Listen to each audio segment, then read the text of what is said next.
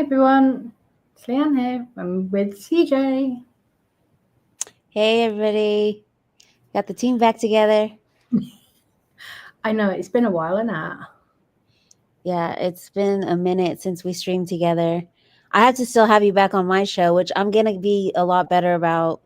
I got a content calendar together, and I'm gonna be, a lot better about churning out some more content on YouTube because I kind of left that a little bit abandoned and came back on X for a while. I did a little tour on a TikTok last week where I was on TikTok a lot more. Yeah, It was pretty fun. It's a lot different when you see all the different platforms and immerse yourself in them. It's a lot different than X, but it was a lot of fun. Elsric is over there. There's a lot of cool people over there. yeah. I need to spend more time on TikTok and Instagram. I'm terrible for Instagram. I cannot tell you how many people send me messages on Instagram, and they go like days because I never check it. But I do need to go over there. I think a little bit more, at least once a day.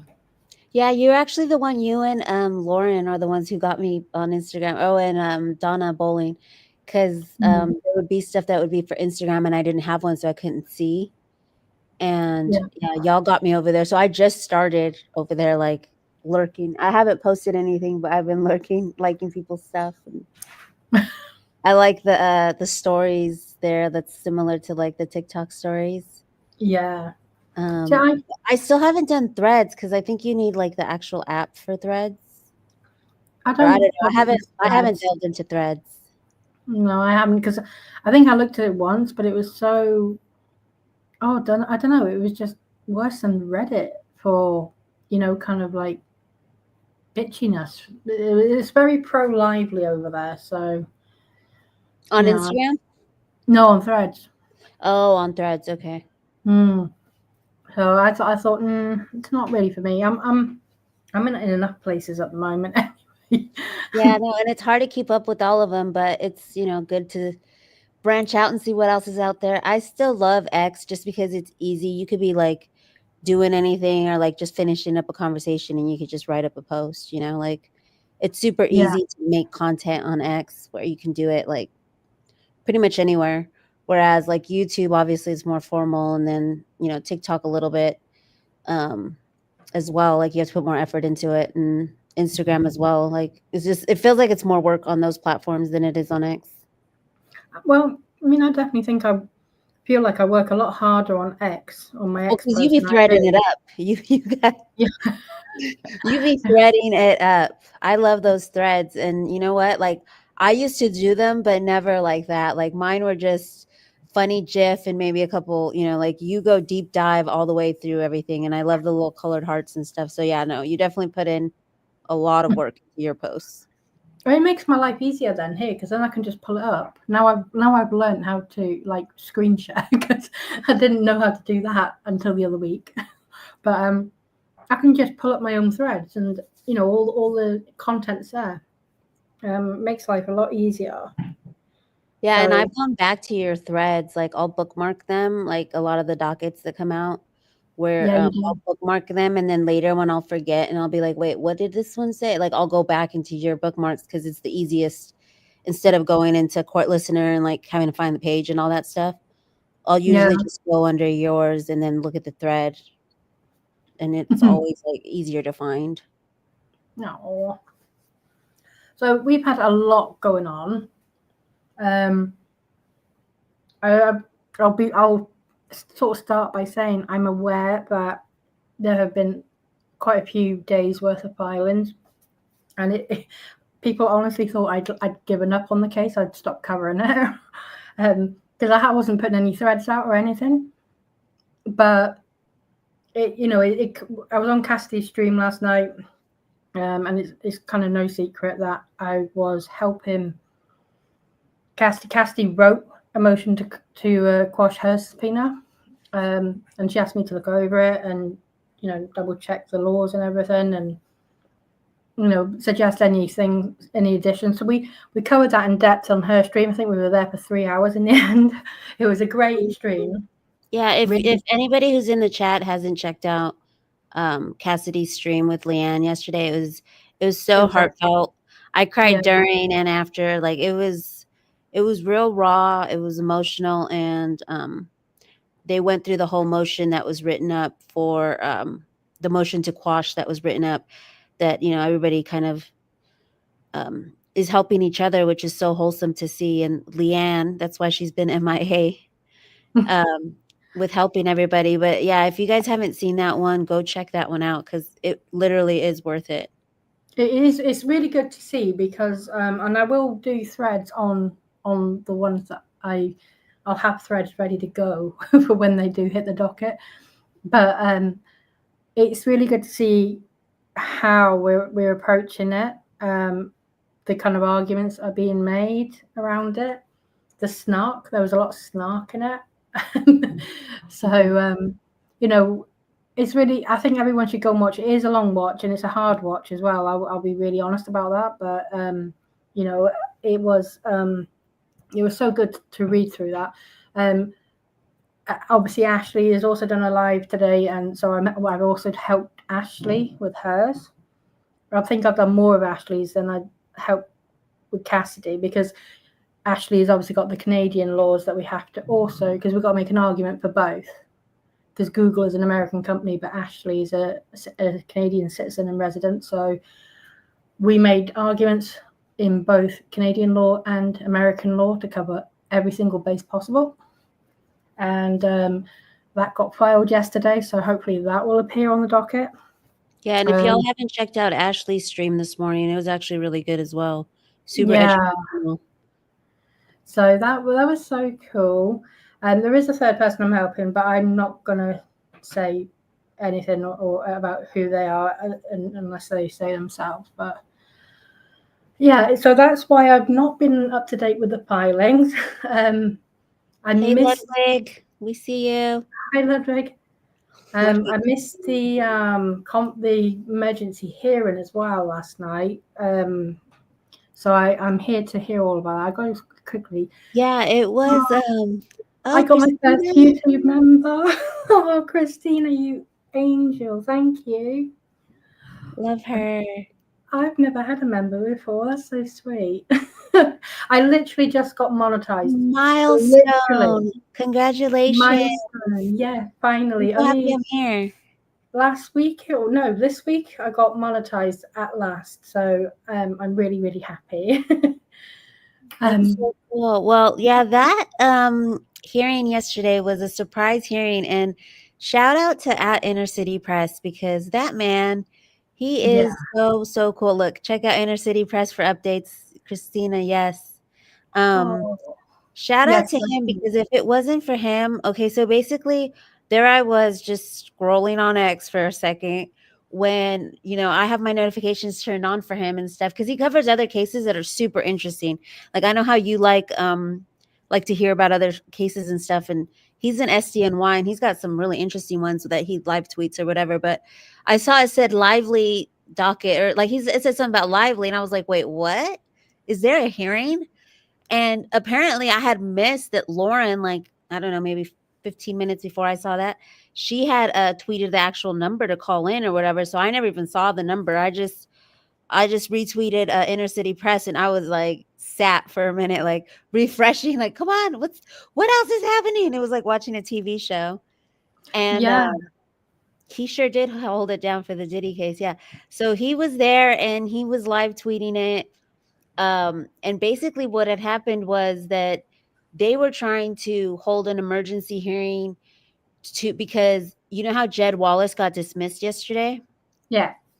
Yeah, so he was supposed to be at the deposition, because you know how like they said 7 hours, but everybody has to split time. So Jen Abel, like everybody has to split their time to depose Blake Lively. So Jed Wallace is one of those people that was going to get their time split or whatever. But because he was no longer in the case, he was basically like, well, I want to be able to depose her if I do come back in the case. But then Gottlieb was like, well, no, because she's only going to sit down one time. And like the part that had you laughing and I don't take credit for the Mariah thing. That was one of my followers. And I forget who it was, but one of my followers had posted that. And And then that's when I told you about the Mariah thing, because I was like, I don't know her. But that's when the judge was basically, okay, so Gottlieb went up first and was like, this is what the emergency hearing's about, and told him. And then the judge asked the Wayfarer parties, like, well, what do you think? And this is where I feel like the lawyers, like what we were talking about on Colonel's stream and a bunch of other streams that I was on, where it was like, this is where like the lawyers have to play it like really cool, because we already know that the judge isn't really like, he doesn't fancy them, right? And Yeah. then he asked him, like, what, his side or whatever. And at the very end, he says, we don't think, he's like, we're ready, basically. Like, we're already ready. There's people in the air. There's clients in the air. People have already landed. Like, the attorneys are here and we're ready. And then at the end, he added this little tiny sentence. And again, we don't know because we don't have the transcripts yet, but this is based off of Inner City Press live tweets. And at the very end, he goes, and she shouldn't get special treatment because she's a celebrity. And then that set him off, because I don't think that Fritz meant like, you're giving her special treatment. I think he meant like, she shouldn't walk around here like saying she Acting like a diva. positions, like that's what he meant. But the judge took it as like, you a key, like he straight up said like, stop making accusations or something like that. And then he was like, I didn't even know like that they're celebrities. Like, what's them being celebrities? I didn't even know them. I didn't know either of them or whatever. And so that's where the Mariah Carey, I don't know her meme came from, because he basically said he didn't know them. And then it seemed like he was like either Blake and Baldoni both caught strays, because then he's like, celebrity is fleeting. Like, what is celebrity? Celebrity is fleeting. Basically saying like Baldoni isn't a celebrity anymore, or maybe Yeah. Blake's celebrity might have been fleeting. I don't know. I was like, was that a stray to Baldoni or like to who? Because he was like, your client is also high profile. But it was also like, but our client isn't asking for like, I can't sit down for 2 depositions. Because from what I've seen from other lawyers that are covering the case and stuff, it's not rare for you to have to sit down more than once. They usually No, try it's like not. restraint. No, it's bizarre. I don't know why her ladyship can't park her fanny for more than one deposition. It's in the city she lives in, so it's really not. Oh God, and the thing is, right, as I do have thoughts on that deposition, I don't think she is going to refile again in New York. Oh, let's put it. I'll reword that a little.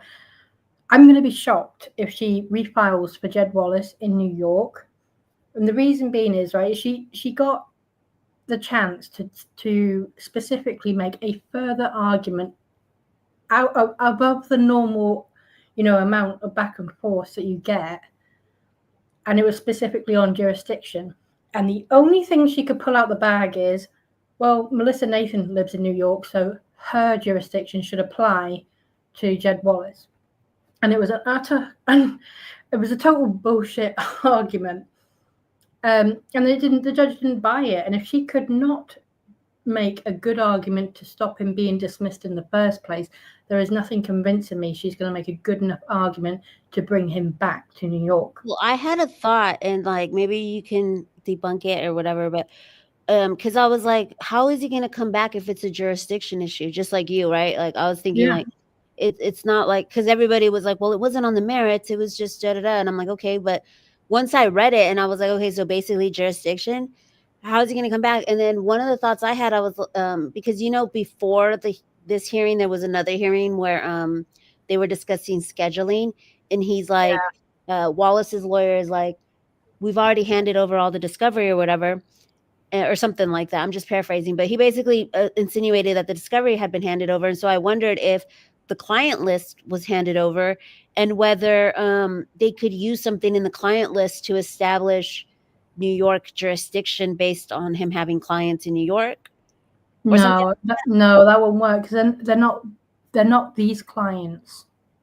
Okay. They're not the Wayfarer clients. I don't see her going to try Texas. I don't, because she's trying to get out of that lawsuit there. Texas is not going to be overly favorable. I think she's going to use the argument, well, the judge decided Wayfarer's claims, etc., on California. Wayfarer are based in California. Jed Wallace used to live and, work from California. Street was once registered to California. I think she's more likely to argue for California and refile there. And then she will try and bring in the Section 47.1 because Jed Wallace is claiming defamation, isn't he? Yeah, and that's another thing that kind of like stirred me wrong because I was like, wait, did Jed Wallace did Babcock and all them like mess this up? Because it seemed like No. yesterday's hearing where it was because Jed Wallace wanted to like steal deposition, but I guess he has the right to do that. But I was like, couldn't he just deposition her in Texas? Like he still has a Texas case, so I didn't understand that part. I felt like he can, but I mean, it is a separate lawsuit technically. Like it messed up Wayfarer's plan, and then they had to like accommodate Jed, which of course I try to be like because all the parties are kind of connected. You can't be upset with one party or the other, So I was like, okay, well, yeah, Jed Wallace, he's got the right to depose her if he's right. If it does get amended and new information comes out, he has the right to depose her again. So, but then at the same time, like Texas. No, it is a smart decision though, because in the Texas case, don't forget when it comes to her sexual harassment claims, she has actually made them so much worse in Texas than they are in New York or they were in the CRD. Like the birth scene in New York, initially she was nearly nude with that little bit of cloth, and then she walked that back. But when it comes to the filing in Texas, she asserts that she was nude. And who's there to sort of sit there and go, that's not true? Jed Wallace can't say that's not true. You weren't there. So her sexual harassment claims, the base claims, actually sound so much worse in the filings in Texas because there is no one there to refute them. So I can understand, and I think it's a sensible decision to try and get her deposed in the same lawsuit with the Wayfarer parties, because then you can take that information and that evidence. I suppose there's nothing that could stop Jed Wallace from subpoenaing the Wayfarer parties as witnesses to speak to some of the allegations. I could see that happening. I don't really know what the strategy is because we're not seeing too much of, apart from the motion to dismiss and what is 90% of an argument about jurisdiction, we are not seeing much at all that tells us anything about what's going on in the Texas case between Blake Lively and Jed Wallace. So I'm having to kind of really guess, they could do this and they could do that. But at the moment, I actually have no clues as to what is going on because they're not arguing like toddlers. Do you know what I mean? The docket over there is much quieter.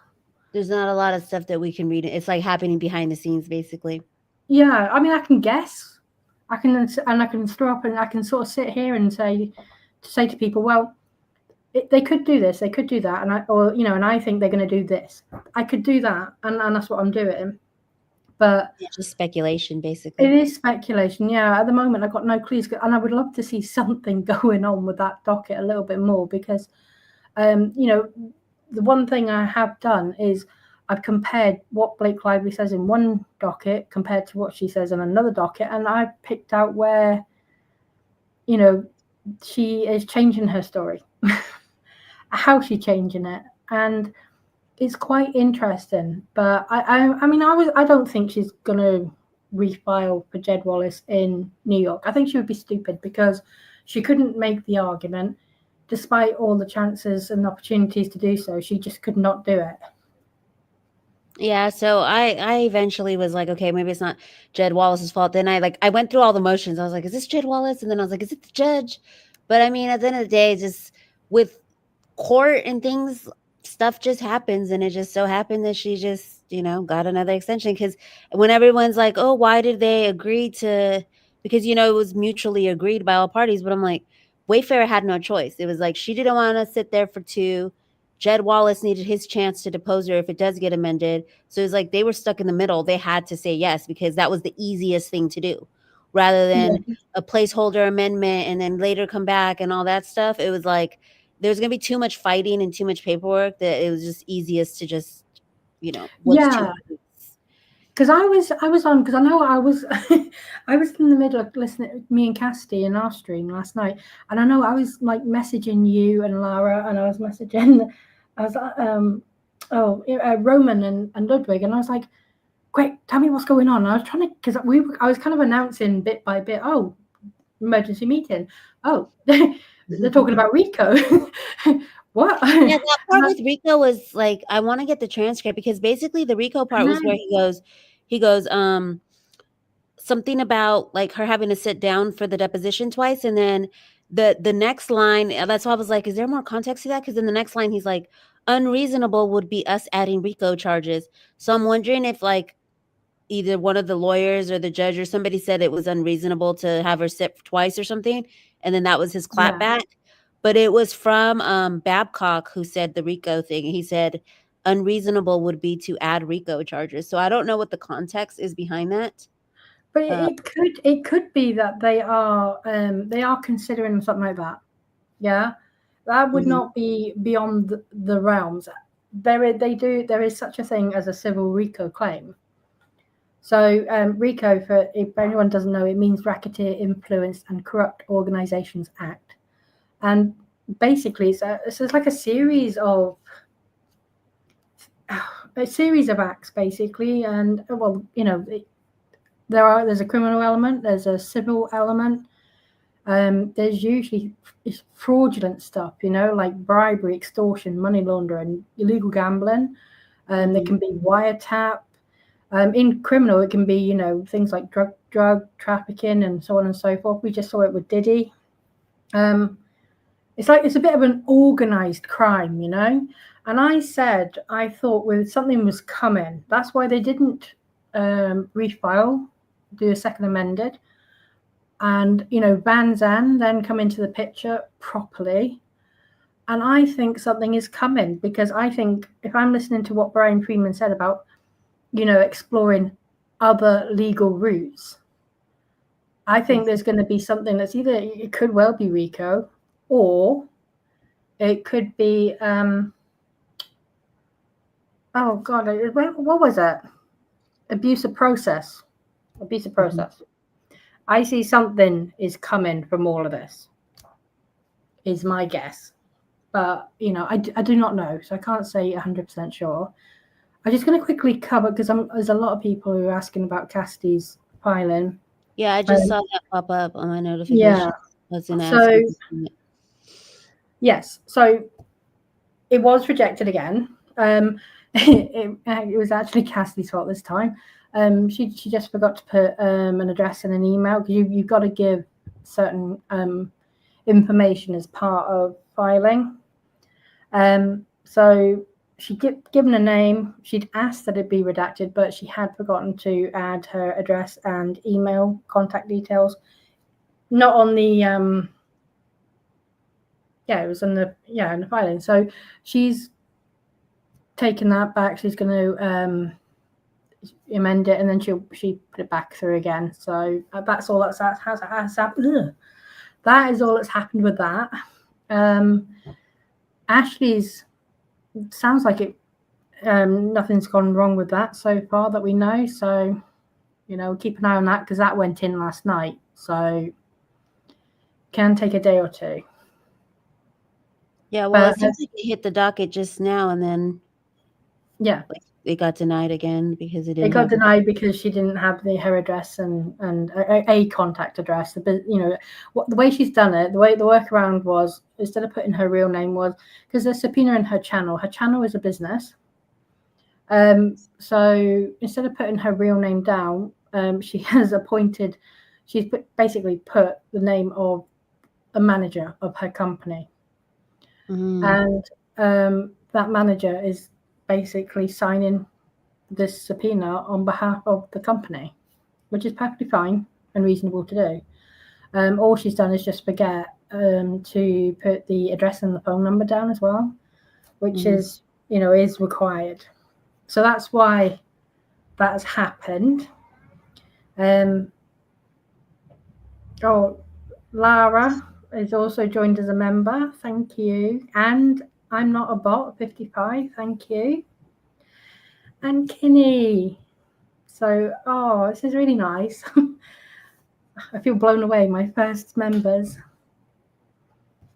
That's so cool. Yeah, I just wanted to kind of quickly cover that because people, there are a lot of people asking about Cassidy, and I thought that was kind of important, really, to just sort of say it's a minor issue. We'll call it a boo-boo, but it's been sorted. So, yeah.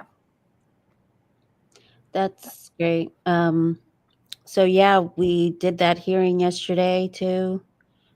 The deposition is now July 31st, which is the same day that these subpoenas are due, right? Yes. Yeah, it is. Just happens to coincide. So what's happened? So there's a bit of I think there's a bit of confusion about these subpoenas. So I'll clear that up as well. I think there was a rumor going around that they were looking for the details of the subscribers to the channels.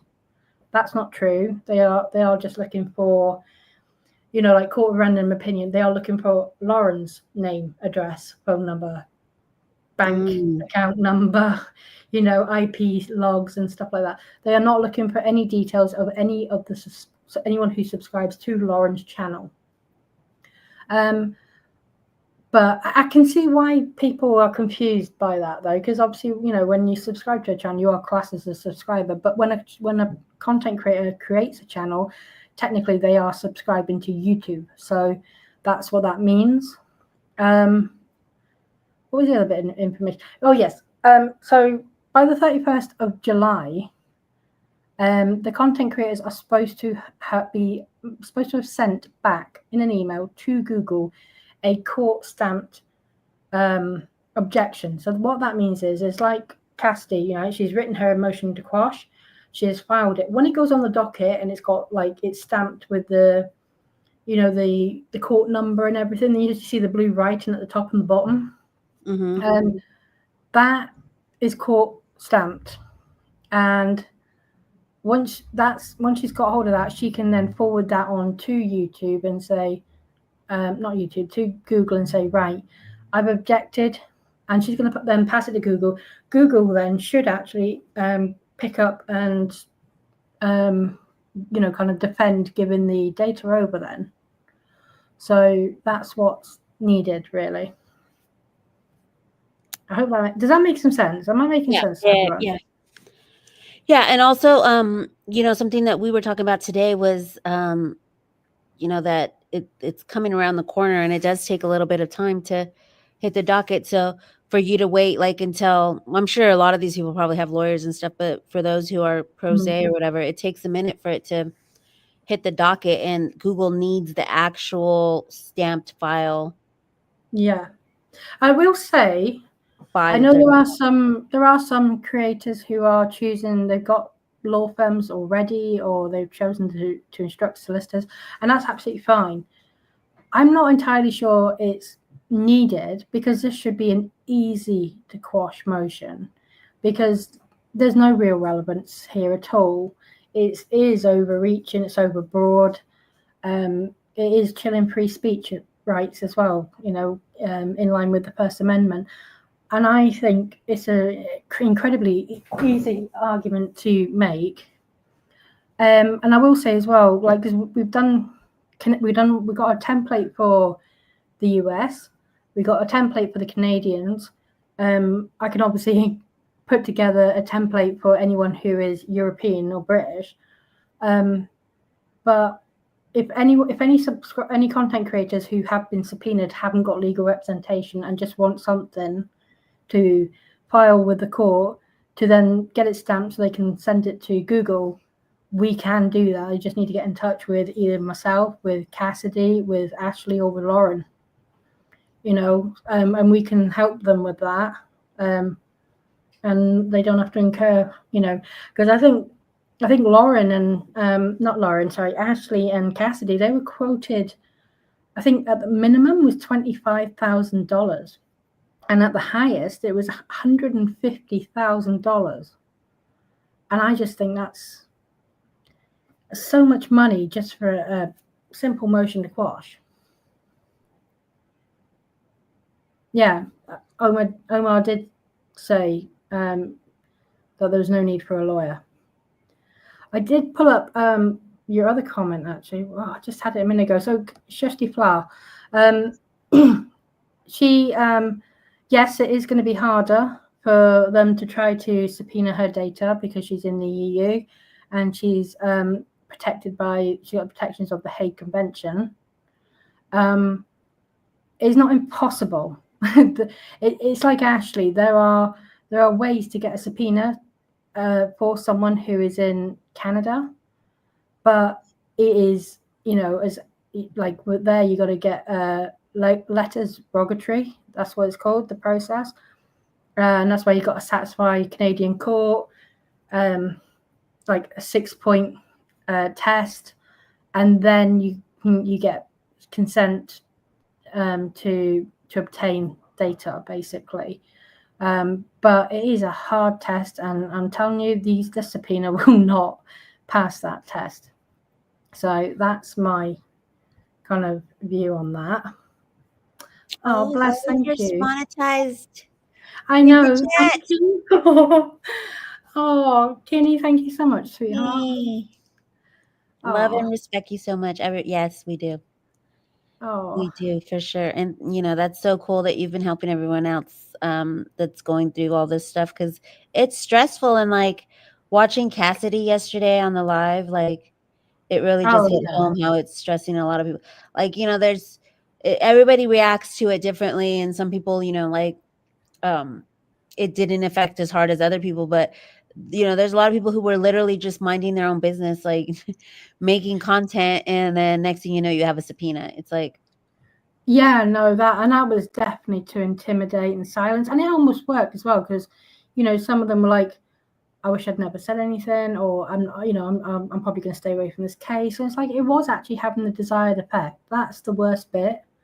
So, but I mean, there's no rhyme or reason. Like you and I, CJ, we've kind of gone over this, haven't we, with Lara and with Ashley, and we've gone, looking exactly, what is a common factor? Why all these people in particular? And we have really, really pulled about, and we just cannot find anything. It was like just when we thought we found it, it was like another creator would come out, and it like didn't fit. Would make no sense. Yeah. Like there's a couple where you can sit and go, right, well, but we know why. We can see why they've been, subpoenaed. Like my own speculation. Like for Andy, he's done a documentary where he's spoken to cast and crew. Mm-hmm. I believe she wants that information. It wouldn't surprise me if she tried to get the information for the law firm who was investigating, Wayfair's, her claims, and etc. And she was denied that. So I would not be surprised if she was trying to get information that way from Andy, because he also got a personal subpoena as well as the Google one. Without a crystal ball, how many posts did she put up, talking about having sources about the whole James Batuska stuff and the Leslie Sloan stuff. She got a cease and desist from Stephanie Jones. So she's on their radar because she's saying outright in her post, I've got sources. Mm-hmm. And sources, when Blake Lively is saying, well, I think that you're talking, Wayfarer is talking to creators, and the creators are putting out content saying I've got sources, it sounds like the sources thing, though, that like the argument that I always make too is that a lot of these people are citizen journalists, and so they are going to have sources because they do the work to go and find these sources and ask them like, hey, I have a YouTube channel, like, can you speak to me on but she was whatever. So I it's like that, but she was actually saying, though, I've got inside sources. It was going a bit, but like you, I get people who kind of drop me a message and say, oh, I've heard about this, or I found that. Mm-hmm. I get that. That's not the same as Wayfarer contacting me, but the way it was put out without a crystal ball, and no disrespect to her at all, but I think Blake Lively in her head has kind of, or her lawyers have sort of listened to it and gone, oh, well, it sounds like she's suggesting that she has inside sources, and they could be the Wayfarer parties or their counsel. And but that is how it was kind of put out. Because I had a lot of people sort of say to me, "Oh, well, she's got inside sources." Yeah, I don't know. I don't know if she has or not. But I can see why she's ended up on the subpoena list. Yeah, but I was just saying it more from like a Blake Lively perspective. Like, just because somebody has sources, I mean, yeah, so does TMZ, so does people. Like, are you gonna go and subpoena them for having sources? TMZ is on the list, though. They're on the witness list from February. Oh, how Harvey Levin is. But I can see it. I can see it with a couple of those creators. But I'm looking at people like Ashley and going, "What?" Or even like one that was like the wrench, I felt like, in my whole theory, because I literally had like a crazy wall like board, like all these people did this, and because at first I was like, oh, it was Van Zandt, or it was people who talked about Brett, or like all these different things, but then it wouldn't add up. And the one that like wouldn't go into the niche was astrology, like the Janessa girl, astrology with Janessa. Yes, because she literally was just like reporting, because I went and watched her videos first. That's where I started when I was trying to piece everything. Has a Pepe Sylvia wall. Oh, sorry, someone said. Yeah, no, for reals. I was like trying to connect everything, and then I was like, I'll start with her content, because obviously going through like Sweet and Salty Lynn or any of those other content creators, they have tons and tons of videos, and most of them I already watched because I follow them. But I felt like, okay, let's start with hers to see how I can piece it together. And it was really just like astrology. Like, she starts off by like going over like whatever the legal court doc is, and then she'll go into the astrology of it and like her signs and all this other stuff. So the only thing I can think of was like she doesn't want her astrology information, because I know Ashley does. What is her program? It's not even astrology, it's like a system that she reports on too. With like different archetypes and all that stuff. And so I was like, maybe she just doesn't want her like birth information out there. I don't know. Like, she just want people to be reading her stars. I don't know. Like, that's one thing I can think of. Human design. Thank you, Joy. Yeah.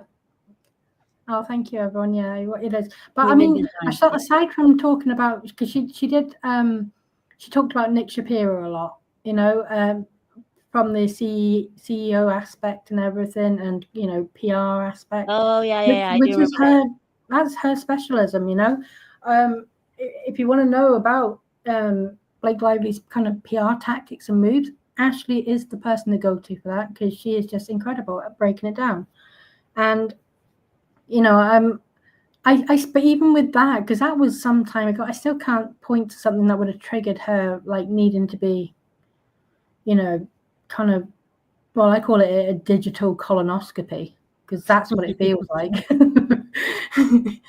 But I don't understand the need for it. And I'll tell you what, the only reason, and we did put this in the motion to quash, the only reason that Blake Lively would need bank account numbers, credit card numbers, is to subpoena the banks. Mm-hmm. So and a lot of people were saying, stop here. This information Donna was saying that those financials should come from subpoenaing, Wayfair and like the people involved. Yeah, it should. And then as like a last step, but maybe that's what happened. They couldn't get it through them, and so now they're. But again, it's just, that's my Roman Empire, and that's why I was crazy walling it, because I'm like, but why these creators? What triggered, or what about them? We can't find any commonality between them. When we toyed around with, hey, they're getting paid. Because at first I thought it was people with new accounts, but then it was people with older accounts. Because look, Andy's been around for a while. Yeah. And so, yeah, it didn't add up if it was, then I was like, oh, it's people who were reading legal docs on, like putting up the legal docs. Like at first I thought, but then it was verified. I believe that it was because they thought that the digital creators were being paid. Because at first I thought, oh, maybe they're going after them for some type of copyright or some type of, like because they're reading legal documents. I don't know what the legalities are of reading legal documents online, honestly. So I had to look it up and be like, well, is it illegal to read legal documents? But I'm like, I know that No, we it's read like not. the Diddy transcripts and all that stuff. So No, there was it's so many absolutely things that I not. had theories of that ended up being like, okay, no, and then I would just scratch it off, like, okay, it's not that. No, because most of the documents you pay for as well. So people have asked where are the documents. They are all on Pacer. Pacer does actually cost, and the costs, honestly, they rack up so much. So they do eventually go onto a site called Court Listener, and if you find them on there, they are actually free. The ones that are not, there's usually the attachments then that may stay on, child on Pacer, and you have to pay for them. But honestly, they're not worth downloading usually, unless there's some spicy email chain, which, if people want those documents, I usually put them in my threads. So they're free there as well. Lauren usually buys them and leaves them, the PDF links and everything to get hold of them. So try and save people money. But Pacer is deceptively expensive. So I don't recommend it unless you're kind of, you really want to read the documents as soon as possible, or I don't know, you're covering the content. Yeah, that's Because what I'm saying. Most people are like the content creators who yeah, first to it and create content over it. yeah, exactly. There's a need to get it, because sometimes things may not go on Court Listener for a day or two. Actually, they may not become free for a couple of days. So it's not ideal then, because like a lot of people actually use my threads, and that's other content creators as well who don't have time to either want to save the cost of buying the documents, or just don't have the time to go through 40 pages, 800 pages worth of filings. So they'll just pick up my thread and either read it on the their own screen, or they'll use it and make content from it. And it's not just me, they do that with other people as well, who do threads or posts about it. And that's how the community kind of works. We all help each other. So for me personally, I like to get hold of the documents quite quickly, get my threads up quite quickly, because I know that it's not just for my benefit then, because I use them to make my YouTube videos, it's for other people as well to help them out. But where was I even going with this? Well, that was my fault because I was talking about how whether it was legal or illegal to read. No, it's not. We're Yeah, that's still right. trying to like figure out what was I was at least saying, my process of trying to eliminate, and you're like, girl, let it go. There was no rhyme or reason. But Yeah, me and Roman empires, I'm still sleuthing old stuff. Like I'm still sleuthing text messages from the Exhibit A, like there's still Roman empires left. There is still plenty, there is so much still to uncover in this case. Every time you think you found everything, someone finds something else. So yeah, but I know, yes, there is, it's not illegal to read the court documents. Definitely not. Lauren's doing absolutely nothing wrong. They are publicly filed and listed documents, and most of the time people are having to pay for them. So I know Lauren pays for them. So no, she should be able to read them. The only thing that is a no is when we have the hearings, where people can dial in, they should not be streamed. Yeah. And I know there was a miscommunication with the first one back in possibly February time, and people streamed, but it's been clarified, no streaming, and hopefully no one will stream, because we would hate to lose that privilege that we get to call in and listen to the judge acting like, in your words, Mariah Carey. Yeah. He's like, I don't know her. And then people were like, he should know her because his whole portfolio is, Hollywood adjacent, which, is a fair point. But at the end of the day, I wanted to say, because I know we had talked about it, me and Leanne, but most of the people like in the real world outside of X and like just out and about in the real world, a lot of people, most of the people I've ever encountered didn't know and doesn't know who Blake Lively is. they'll either confuse her with Blake Shelton, who's the country singer, or they won't know who she is until, because I'll be like, oh, you know, she was in the Green Lantern, or she was in Gossip Girl or whatever, and they'll be like, and then it's when I'm like, oh, Ryan Reynolds' wife, and that's the only way that they'll know who she is. I didn't know Ryan who she Reynolds' wife. was. So I'm like, I don't think that there is a possibility that maybe he really didn't know who she was on that one. Yeah. I mean, I do hear about the advert her brother, the judge's brother, directed.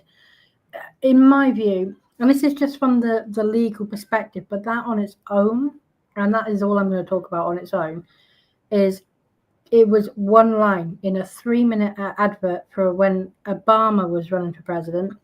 It was nearly 20 years ago. And Doug Lyman has not worked with her since. I really don't think, like, because I look at it and I go, wait, well, do I remember someone my brother worked with for half a day at most about 20 years ago? No. So I'm sure Judge Lyman knew of Ryan Reynolds, absolutely.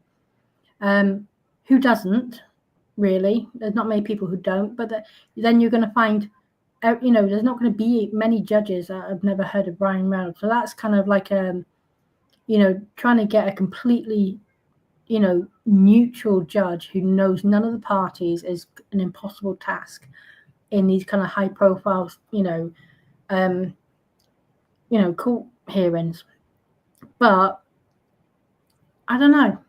Maybe he hadn't heard of Blake Lively. I certainly hadn't. I'd never heard of her. I'd never seen anything she was in. And I had to be under the effects of a general anesthetic to watch The Green Lantern. Oh, yeah, you told me that. It was the day after I had my surgery. I was still under the anesthetic. But, I'll never watch it again. It was awful. But, since then I've watched A Simple Favor and Another Simple Favor.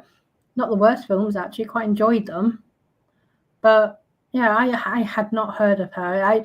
I recognized her face as being Ryan Reynolds' wife. And that is it. And that's where I knew her from the most, was like the Hollywood, what was it, like the Walk of Fame or whatever, and he was there with like all the little kids. And I liked Ryan Reynolds from Just Friends, was one of my favorite movies. It was so funny because I was gonna go watch The Change Up and I forgot he was in it, and I was like, dang it, I like that movie. But I forgot it was him in it. I just like the whole storyline of The Change Up. But in Just Friends, I really liked him and stuff, and enjoyed like that style of comedy, that kind of like corny, whatever. But so I only knew, and he kind of had fallen off. Like he got into Deadpool. I did watch Deadpool, the Deadpools, but that's only just because I'm into Marvel. But I hadn't really like followed him like religiously, like where I was like, oh, I'm a fan of his or anything. But I thought it was just so wholesome. Like, oh, how cute. He's got his little family and it's like all wholesome. But then later, like now that I know about like marketing and branding and how he rebranded as like the wholesome dad or whatever with like the movie If and all that stuff.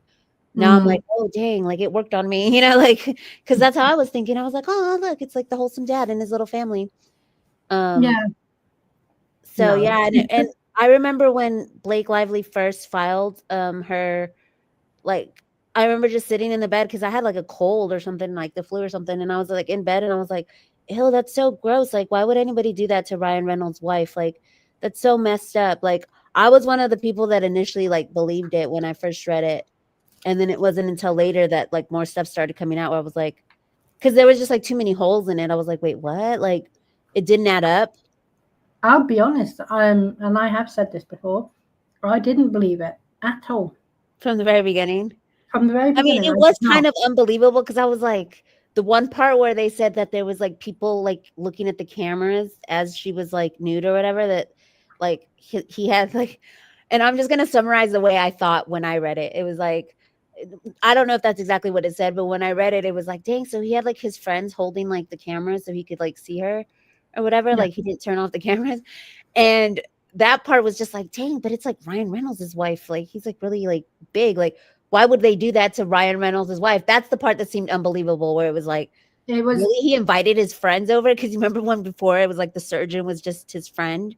He wasn't Well, an actor or nothing. It was just like his homeboy that he's like, hey, you that want to play surgeon for a day? That's the way that I read it. Like, dang, he invited his homeboy over to play but, the surgeon. but that's the bit I had the problem with. Right, is I had heard of Justin Baldoni. I hadn't heard of Blake Lively, but I had heard of Justin Baldoni, and I knew of his reputation. And I think if she'd filed that CRD with literally any other actor's name, I might have gone, oh wow, that's terrible, and believed it for a few minutes. But because it was Justin Baldoni, I was like, no, that's not this guy. Anyone else in the world, but not this guy. But then she made the mistake of saying what she said about Adam Monshine. And I had actually heard of Adam Monshine and not heard of Blake Lively. And when she was sort of saying that, suggesting he wasn't an actor, I could not take that seriously. Like, he was so much more of a qualified actor, seasoned actor, classic actor than she ever will want to be. So I was really struggling with her saying and being all flippant about, well, that's just his friend. I mean, Justin Baldoni is friends with Adam Monshine's wife, actually. They work together on, I believe it was Clouds. But, so that's where that friendship link is. But Adam Monshine was absolutely an actor. He was overqualified for, a 20-second non-speaking part. But why not? He cast Blake Lively's sister. So why wouldn't he not? He cast his wife. Why wouldn't he not cast, a friend who happens to live in the area? Mm-hmm. So I was annoyed by that. But from a legal perspective, when I looked at the CRD, that page 1 bothered me so much, right? Because she had put in as an image the 30-point, that 30-point, you won't do this, no more that, no more that. Mm-hmm. But then she was referring to it as, and they agreed to it, right? But what she was suggesting they were agreeing to was somewhere else in attachment A. But do you know what I mean? It was just like a sleight of hand where it was misrepresentation, which is a recurring theme with her, really. But she was caught because everyone was saying for ages, oh, well, they agreed to this 30-point demand. No. They agreed to the 17-point one, which had virtually nothing to do with sexual harassment in it. But the layout of it, the way it was inserted in the CRD, it was made to look like it was the 30-point one that was agreed to, not the 17-point one. That's the thing that was like a big red flag, was the way they wrote that the lawsuit, though. Remember when they finally did the lawsuit part?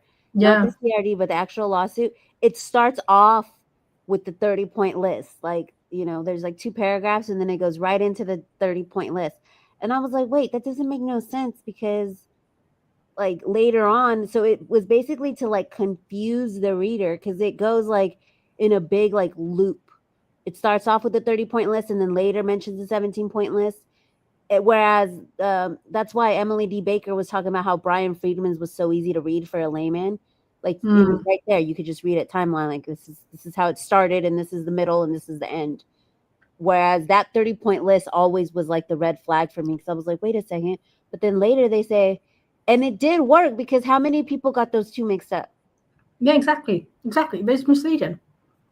And it is, she's been doing it ever since, but like that was the very, very first thing that she presented to say, oh, look, I've been through this. To me, when you're reading a legal document, I don't like people, trying to trick me. Mm-hmm. You've either got a good case or you haven't. And if you're having to, kind of trick, put something in front of me and give it a false impression, then your case is not good. Yeah, and what I think intrigued creators, and how people are like, oh, these creators are getting paid and all this stuff, and it was like what intrigued people and like even inspired people to create and like speak and talk about it was, for one, it was like everyone's Roman Empire, because we were so confused about it that we kind of had to like talk to other people about it, because you would sit with it and be like, this doesn't make no sense, you had to like kind of like work it out with other people. And I literally stopped reading books because the paperwork was coming in so fast and it was so many pages that was just like my nightly reading. And it was like just as juicy as any like, fiction book or anything. Like it was, I remember when Baldoni dropped his, and even when she dropped her amended one as well, it was like, reading it took a long time, and it was just like comparing the two. And especially people like me who like to be like sleuths and like figure stuff out and connect the dots. And I remember when Bohemian Diva was someone who I followed, she was like, it's like a puzzle. You got to connect the pieces. And she's who motivated me too, to like continue to like sleuth, because she's like, it's a puzzle. You got it. And I'm like, ooh, don't threaten me with a good time. Like, I love puzzles. And yeah, that's when I started to be like, okay, like, how can we piece it and stuff. And I remember early on, me and you would like chat and stay up super late. Like I'd be waking you up. That's where the Anna Elsa thing came up. I'd be waking you up like this is still my Roman Empire. Like, how come this doesn't match? And then sometimes you'd have to just talk me down. Like, there's no sense in it. Like, stop it. Like, you'll never be able to figure out because it doesn't make no sense. No. Well, we did achieve a lot though, didn't we? We uncovered a lot. And I think, to go back to the content creators subpoenas, I think, like, I had this conversation. I was on with Connell Kurtz when she did her telethon type style of her live stream with several guests. If nobody's watched that, or if you still haven't watched that, go watch that one. It's really good. Oh yeah, no, that was I love going on her channel. She is so great to talk to. Mm-hmm. But one of the things she said, right, and I can't disagree with her, she was like, I don't get it, Leanne.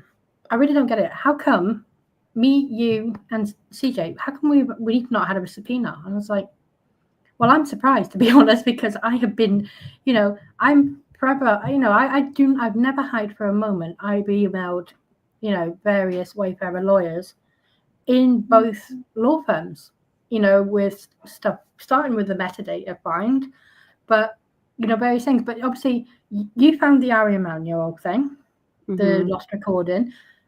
Kurtz then did the video to kind of, break it out to the world. And I sent the link to that to Brian Friedman. Mm-hmm. And there's been so much. And she was like, and she made a great point. She's like, I went to the Texas, the premiere of Another Simple Favor. I was that protester standing there. I made it into Jed Wallace's amended complaint. How have I not had a subpoena? But and she's right, and that's, I think, stuff like that, like when there are so much more obvious people but for some reason they suspected that these people were paid somehow. So like either because they were brand new accounts or because they wanted to go after them under the guise of them being paid. Like I honestly feel like the two astrology channels, like Ashley and Janessa, was literally personal. Like, I don't want my astrology birth chart out there for people. Yeah. Yeah. So like those two, I don't know. That's my, I could be wrong, but I'm like, especially today when Ashley's live, she was, you remember when she went on, was it Jimmy Fallon? I don't know. It was the late one that Seth Meyers. She said something about like, I didn't even know I was a Virgo, or I don't know much about astrology or something. Yeah, she said one of her kids was born in August, but they weren't. Yeah, like and that. so I was really like, weird stuff to lie about. I don't get it. I was like, what if she just doesn't like that, like having her info out there, because it's like reading her stars. Like, don't expose me. Actually expose Nick Shapiro. Yeah. Yeah, and Gigi's right. She's absolutely right. Yeah, I don't even say like their names. I'll say NS. Even Jed Wallace, I'll say JW. Like, I don't know. I'd be paranoid. I go lawyer about it, and I just use their last name. So like you see in the court filings, like you can just refer to Lively Wallace. I haven't got time to say everyone's name. There was at one point 16 defendants and 16 parties in all of this, and I was like, I'm not spending 3 times as long saying. So something just dropped right now, or was that the one you were talking about that said that because somebody just messaged me that Lively has to give her financial documents. Yeah. Well, I'll come to that actually, because I've got it here. I'm just going to read the order, not the whole thing though. But I'm going to I'll screen share it. Sorry, I didn't mean to interrupt you. It's just like I got like 5 messages on it, and I was like, oh wait, is that oh, you? I looked at I looked at Telegram. There was 57 messages. It's like, oh my god, what's happened? What's happened? And then I got some messages about something being unsealed in the doc, like a bunch of stuff being unsealed in the docket. So I don't know if that's from this case or a different case. Is it this one? I know that the Koberger thing dropped today, so I don't know. So Blake Lively has just been told that she has got to give up her financial records that Wayfarer filed a motion to compel. The financial statements and everything from the businesses, starting from the January 1st, 2022 to now, to present. And she has to produce the documents by the 25th of July. So when they say it was granted in part, denied in part, what that means is it was granted in Wayfarer got what they wanted, and it was denied in that Wayfarer didn't get an agreement that she would produce it within 7 days.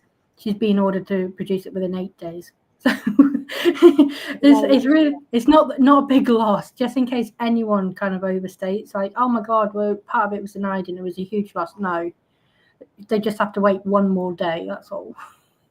But I will get to a thread on all of this properly. I probably won't bother I'm not going to do Leslie Sloan's motion for costs and fees, because she just rehashed the same arguments in her original one, and I thought they were just bullshit, to be honest.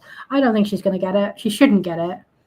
And she put some really weird email between James Batuska and Melissa Nathan and Brian Friedman, which told us absolutely nothing. I'm not even sure why she put it in there.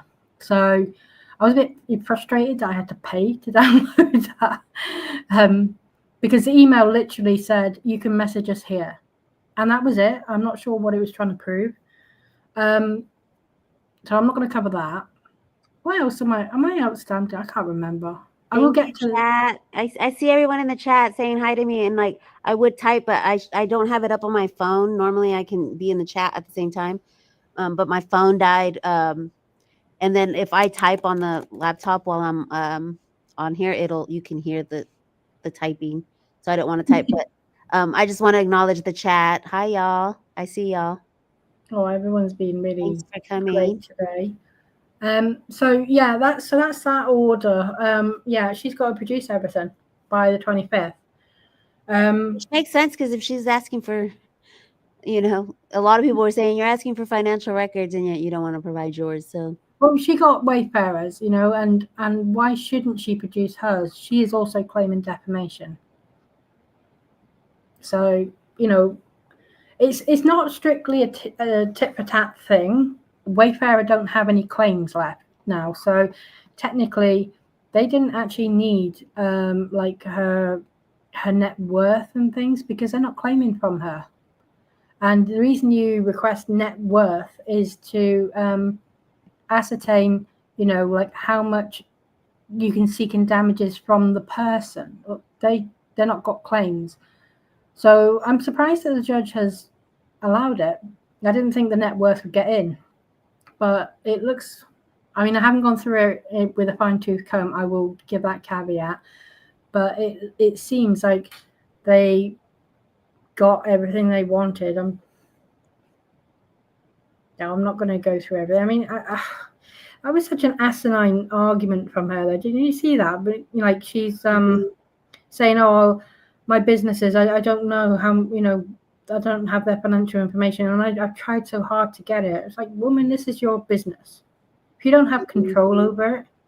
But it's also like, even when it's like bad writing or like bad legal arguments, for me it's like entertaining and also educational to like read, because then I see like, oh, like what, because I'm like the type of person that like looks into the case laws and stuff too. I think it's fun, and you still learn a lot, even when it's like, because some of the filings that came out of Lively's side were really like, just like, what?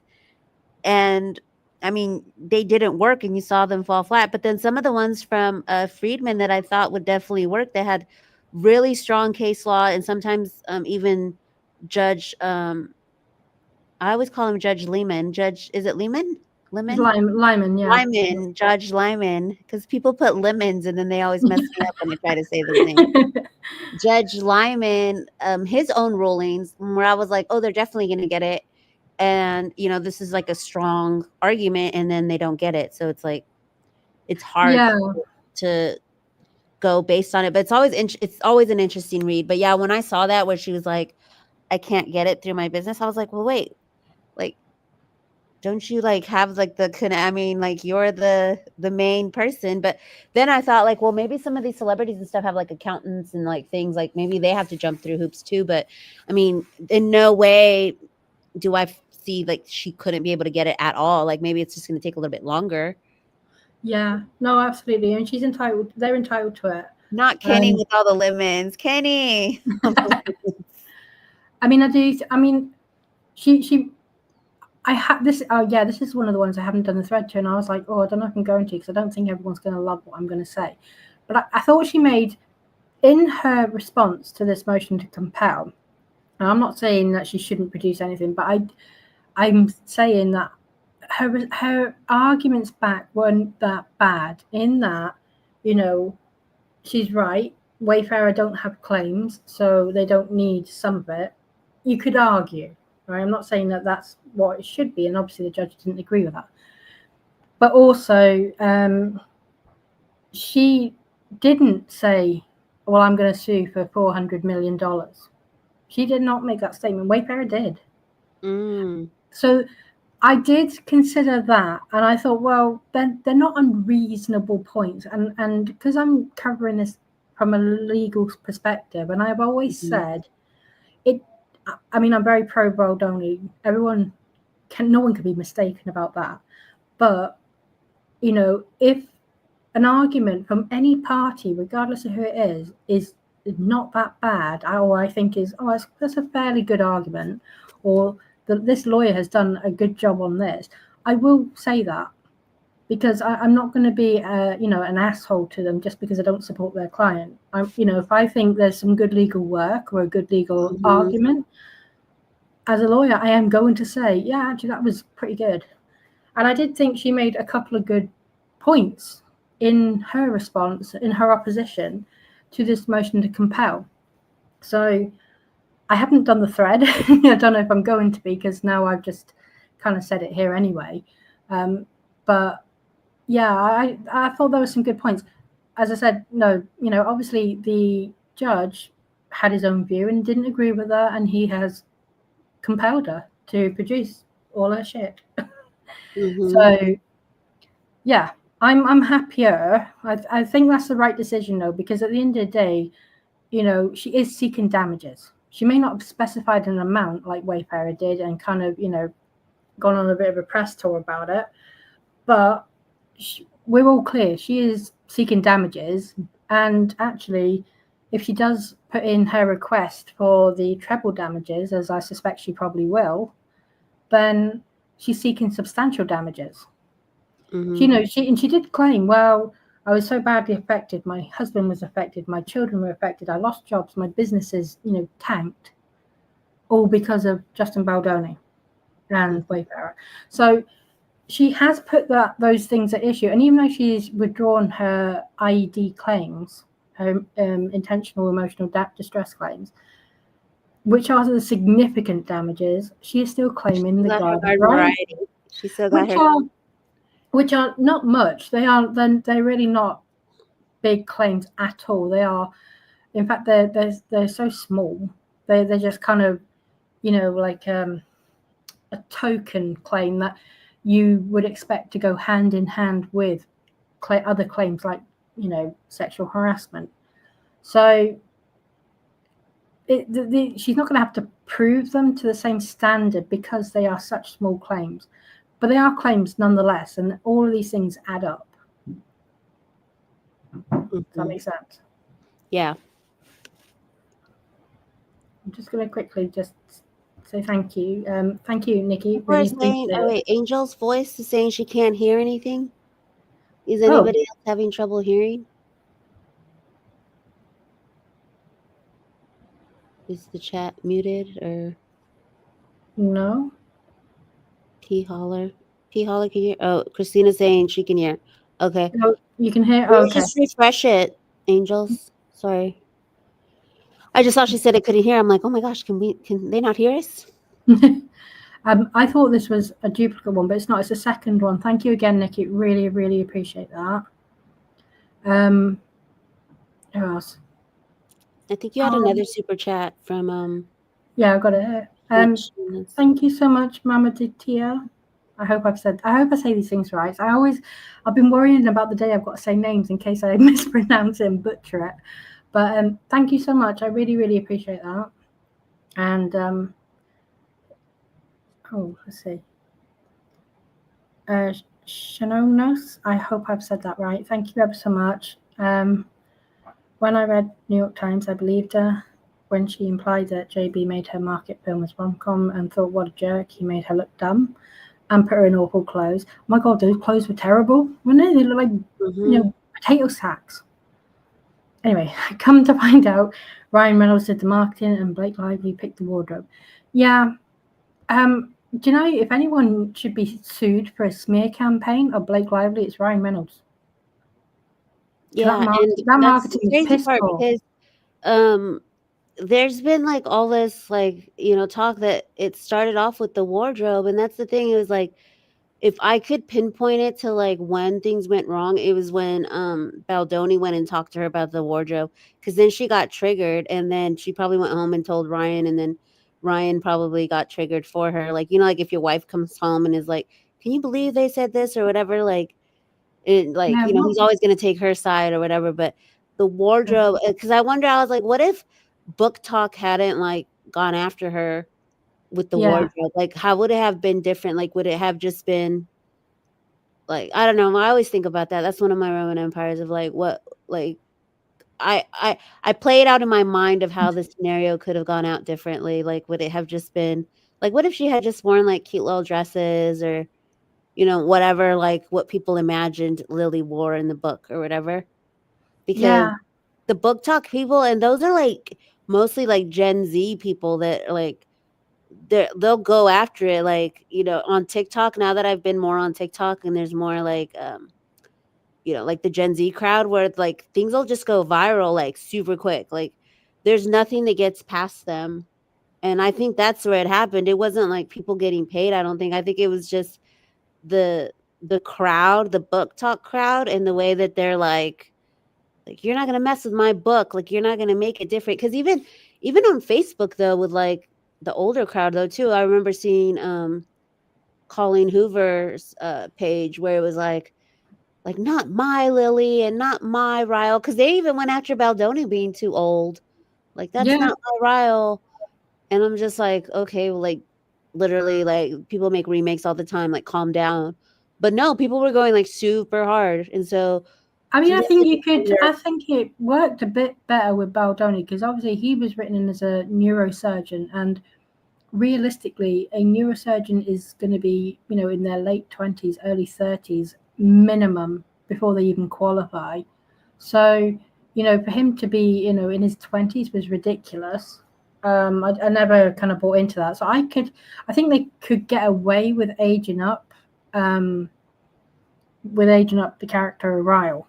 I think it's inexplicable why a character like Lily, though, would be owning shoes and bags and stuff that were, thousands of pounds, sorry, not pounds, dollars to buy. I don't understand that. And I'm all for imagination, but I do like to see, especially when it's a book coming from the book. And I've read the book and I've got a kind of a map of what this character looks like and built them up in my head. And Lily made no sense. She didn't at all. And I didn't like it. I didn't like all the fancy designer clothes and jewelry. It didn't work. Yeah. And Yvonne is saying, like what if she had stuck to the original wardrobe? And yeah, that's what I sometimes just like go off in a daydream about, like how it could have been so much different. Like could it have just worked out? Because I also think about it in a way that it's like a movie is what, like they filmed for 6 months, maybe like 3 months and then off and then 3 more months. Like, let's just say 6 months to film a movie. And then that's it. You don't see the person again. So for me, it's like, I don't know. I felt like what she put in there where it was like the SH claims or whatever, like it was more like her feeling uncomfortable than like, something more serious where I was just like 6 months of you working with someone, you couldn't have just like moved on or like, he had apologized and fixed it or, said, sorry, I didn't mean to make you uncomfortable, whatever. Yeah. I just felt like that was another thing that I'm like, I wonder how it would have been if she would have just, moved on because nothing happened after the 17-point list, right? Like she's like, this is the way I'm taking it. And he's like, that's not the way I meant it, but I'm sorry that's the way you took it. And it's not going to happen again. And then it didn't. So, and that's, I've got something that's, I'm going to go on to that actually, very briefly. But I just want to say, like Sam here, I mean, she's got a good point. I do think that, I think they should have stuck with the fan base. I agree they should have casted younger. With her claims, right? Now, where my point at the moment is I haven't seen any actual evidence, and that is going to be a problem. If it's not a problem now, it's certainly going to be a problem at trial if they don't pull out some evidence. And I get the impression that she's going harder for evidence of sexual harassment because. Not sexual harassment, the retaliation. Because in reality, for the retaliation, she does not really even need to prove that, prove sexual harassment to too much of a degree. She just needs to prove that she was retaliated against because she spoke out. And the thing is, I don't think she makes that connection at all. You can't. I don't know. If I was on the jury, I'd be like, oh, well, really? Was he retaliating against that or was he retaliating because you put him in the basement?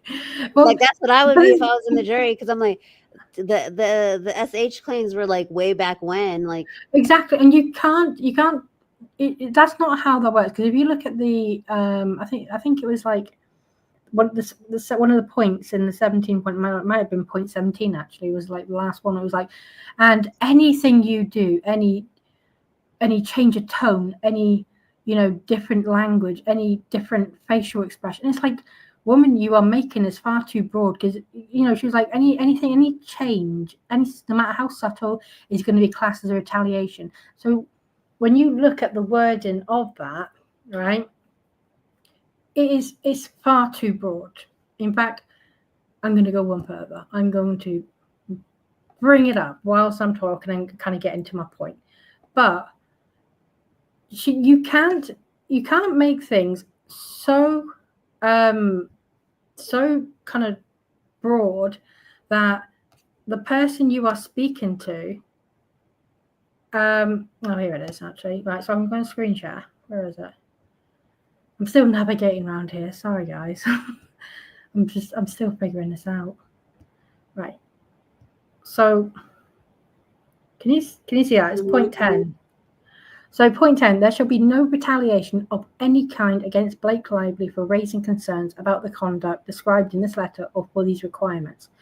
Any changes in attitude, sarcasm, marginalization, or other negative behavior, either on set or otherwise, including during publicity and promotional work, as a result of these requests, is retaliatory and unacceptable and will be met with immediate action. Now, attitude, sarcasm, that is such a subjective opinion. Like, who sets the standards here?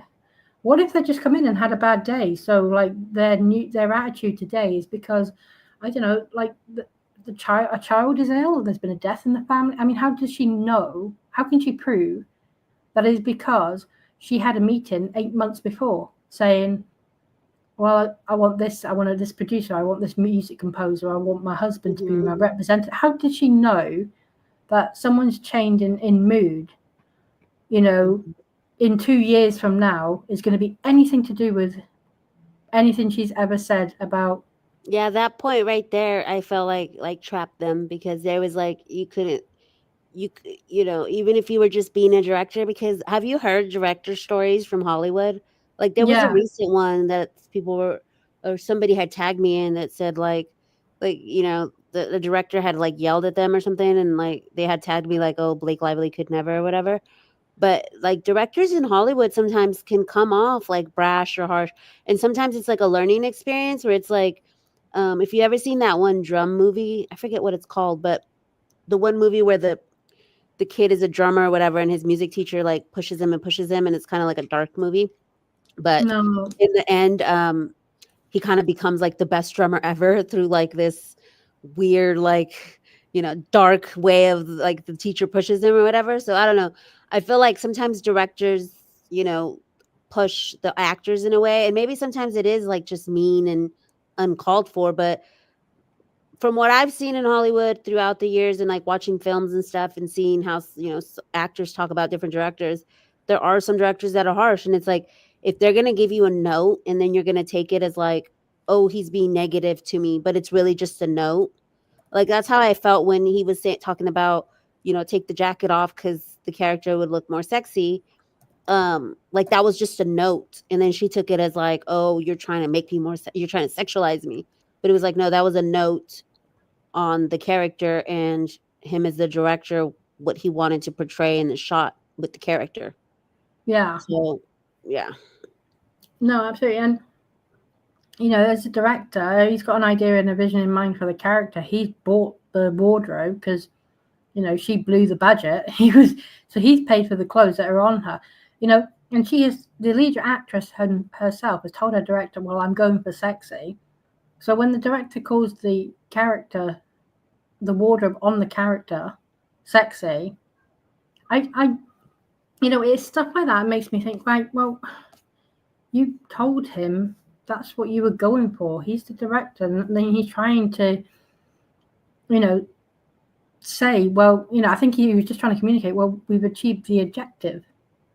I don't think that it's sexual harassment, because can you imagine the bind that would put any director going forward in about commenting on the wardrobe of the character?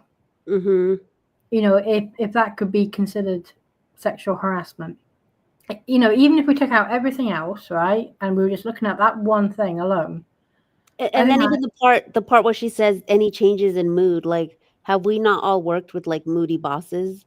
Sometimes your boss is just in a mood, and sometimes it's not even about you. Like, and so you just say like, and then the next day your boss can be like super nice to you. Like, it's literally limiting normal human freedom of expression. That's how I view that. Everyone was walking on eggshells with her because of the 17-point list. At that point, they couldn't say, Ashley. Hey, Ashley. We're still here. Just talking. I know we went backwards. I made us go all the way back. My bad. I can talking about Roman empires, but I mean it's still relevant today because it's like this is what keeps us talking and this is what keeps us creating. There's still so much that we still think about, Oh yeah, no, there is a lot to this case. Ashley, if you want a link, just let us know. I can send you one, sweetie. There is so much to talk about, definitely, with this case. It is still, and going forward, I mean, certainly for me, like, the hours, the days seem to kind of just merge these days because there was so much going on with the legal filings. And when I thought, well, I'll take on the legal filings because obviously, I'm qualified, I can do that. And then I could kind of leave the sleuthing to other people then. And I thought, well, I haven't got time to do both. And now, like, it's like, oh my God, I've barely got time to just do the legal filing because there's so much coming in and out. It's a lot. It's really a lot. It is. And I had one of my followers that just came on like in June, like with the case and, following it and stuff. And I was talking with her about how crazy it was in January. I was like, people weren't sleeping. People weren't going to go pee. They weren't eating. Like, it was like stuff was coming out. Stuff was coming out so quickly. Like, people were forgetting to go pee. Yeah. It was crazy in the early days. Like, back in January when it was like document after document after document, like, there was a lot coming out. It was wild. And tell you what, it's going to get so much more. It's going to be, it's going to be, oh, bless. Okay, no worries. Thank you for coming, though. Look at me. I'm monetized, Ashley. I got my first members and my first super chats, and it's all exciting. And yeah, I'm sorry. Sorry, I'm really kind of excited. Thank you, Glola's books. No, she didn't read the book. That was, and you know what? I'm going to actually just talk on that point because that's a brilliant point to make. She was dictating, well, he changed the script and he changed this and and all this stuff, right? The number of kisses. But this is a script of a book that she had never read. You know what I mean? Mm-hmm.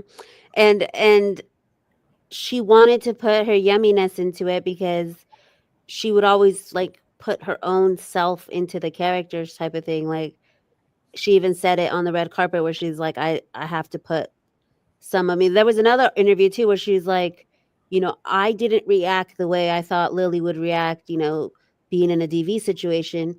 She's like, Yeah. I would react how like I would react being in, and I'm like, wait, but aren't you supposed to be in character? Like that's the thing that never, like I could never like figure out why she couldn't just be the character where she had to put, and maybe that's just an acting thing that I don't understand. Maybe some people do go full method and become the character, and other people put half of themselves, half of the character, or and then some people just act as themselves while trying to be the character. Because there's like, you can tell, like, have you ever watched a movie where you can tell that you can still see the person in there? Yeah. Like, yeah, you can still, you know what I'm talking about. Like you can still see Yeah. the actor in there, and it doesn't come off as believable. But there's other ones like Leonardo DiCaprio's really good at like where you lose that it's Leonardo DiCaprio. You're like, oh, this is a character.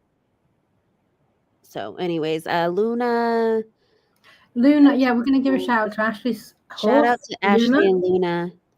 Luna has been a bit unwell over the last few days, but we've just had an update. That's Ashley's horse. If Yeah, anybody it's doesn't Ashley's know, horse. So she has a farm where, like, oh my gosh, I love it. It's so wholesome. She just took in a rescue pup.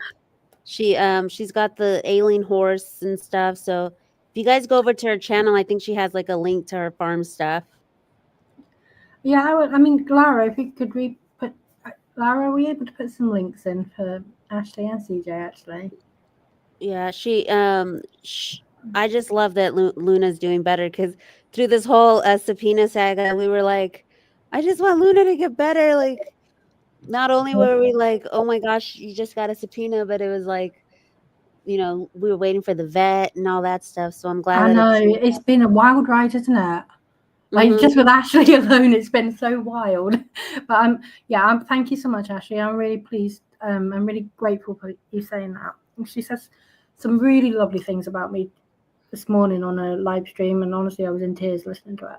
It was so nice, and Cassidy did as well last night. Just so nice, really kind.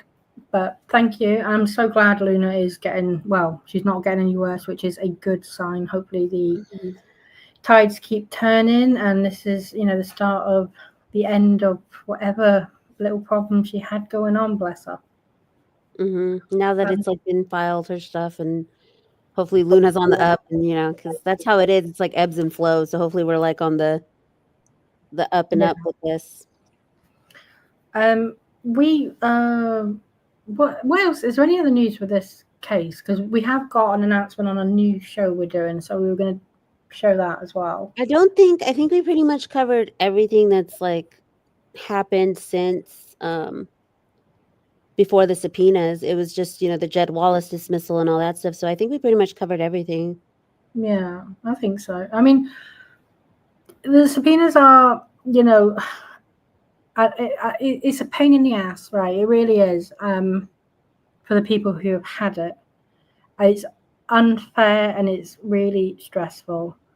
I think they're going to be really quite easy to overcome. So I mean, I say I'm not worried from that perspective alone. Thank God I'm not one of the ones who's actually had one though.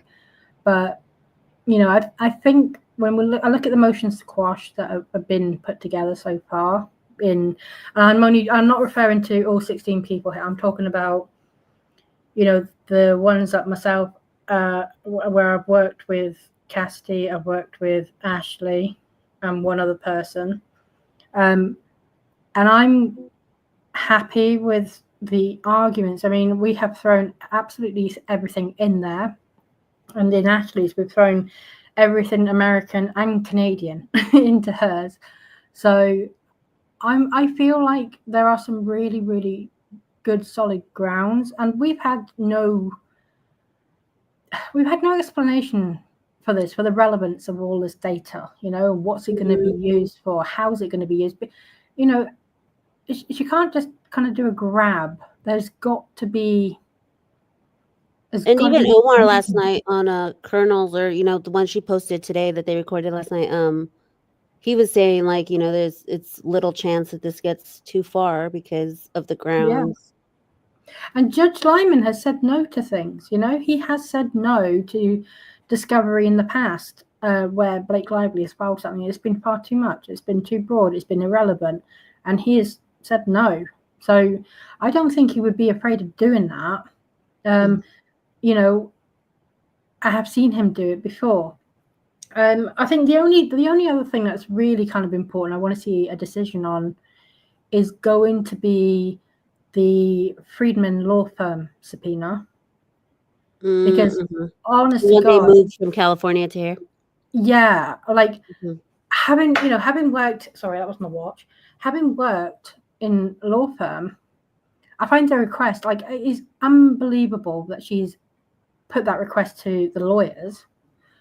And it's not just the request itself, right, which should be, protected by all kinds of privileges. It's the fact that it's the specific things that she's asking for. The phone records of the staff in Friedman's law firm, the bank details of, their various accounts. I mean, that's privilege, because clients are paying into that, or lawyers also hold money for, like, if they win settlements, the money goes to the, to the lawyer's bank account, and it's held there in a client account. That's confidential information. There is nothing in her claim that justifies or warrants any of that. The only thing I can think of, and I'm sure people have heard me say this before, but I will say again for those who haven't, with the mobile phone records, I'm convinced she wants them because I think she's got a bug up her ass. I'm sounding very British now, but I think she wants to know who out of Taylor Swift's camp may have called Friedman on the days he was, in his affidavit, like February the 14th and all that. I think she wants to see if she can recognize the number. I really do. I think that's what all that is. Because she only wants the phone number. She doesn't want the identifying features of the phone number. She doesn't want to know the name of who the number belongs to. She wants the number, the date, the time, and the duration, and that is it. Well, what do you need several pages of phone numbers for? That unless you're going to either ring them or look and see if any of them are in your contacts list. Wow. That's a good observation. I know, right? But I have never seen that kind of request, and I am just curious to see where Judge Lyman is going to land on with regards to attorney-client privilege and work product, especially given that how he ruled on the Edgeworth subpoena, with all the attorney-client privilege, and not just the Edgeworth, the third-party law firm one as well. He seems to be, for all the criticism of Judge Lyman, and I completely get it, and I share quite a lot of it myself, as quite a few of his decisions I don't like, I don't like, but I understand from the law perspective, or I don't like and I don't get it from the law perspective. However, I do think he has been consistent when it comes to subpoenas and discovery, where it involves attorney-client and work product privileges. So I would hope that he sticks to his kind of, the kind of, his established baseline for how he rules on that. If he does not, I will be the first person on live stream to sit here and have a bitch fit about the judge. I promise you. Because it makes no sense. And I nearly did it when he ruled, with the depositions and let Lively have her place of choice. That makes no sense at all. He literally ruled against himself. And I'm quite happy to say that. It made no sense. She should not have got her way with that. I can see why he may have done it, right? I do think, from a legal perspective, I think that it's not a big difference, right? The two law firms are just a mile apart. Yeah, okay, it's a pain in the bum more for Wayfarer. Fine. But, in terms of having all their documents and stuff, I understand that. In fairness, Lively's team would have also had to carry all their documents because they're going to come with a lot of documents too. But I do think that he gave in on that point because I believe Lively is the kind of person that is going to appeal on every point at the end. So if he makes sure that she has as little to appeal on at the end, I think it makes his, life a lot easier. I think it makes life a lot easier for Wayfarer too. That is the one saving grace I will give Judge Lyman. Other than that, I did not like that ruling. But if he gives Lively unfettered access to the opposing counsel's phone records and bank records, me and him are done. And I will be here telling everyone how much of an asshole he is. Well, you know what? I watched Elsrick's TikTok that she made, I think yesterday, and she made such a good point when, because I'd never thought about it. Like, there's a lot of people that are like, oh, the judge needs to be recused and stuff. But she made a really good point that made me think like a little bit differently about the judge. And she was like, what happens? Like, at least we know what we're expecting with this judge. Like, what happens if we get a new judge and then like that judge feels a certain way about Wayfarer because they got the other judge recused and stuff. And so she kind of was like walking through the steps of like the aftermath. Like, let's say he does get recused. Like, what about this? And I was like, I never even like speculated or thought about that. And it made me think about it differently where I was like, well, you know what? We get what we get. We don't throw a fit. If we got through Bev, if anybody followed the Karen Reed trial and Aunt Bev, as we call her, because she was like, she didn't even she didn't even try to hide it. She was like, way, like, it was crazy. I've never seen that kind of like behavior from a judge to be like that against. No, that was, I mean, I didn't watch the trial, but I certainly heard a lot about this judge. And that's wild.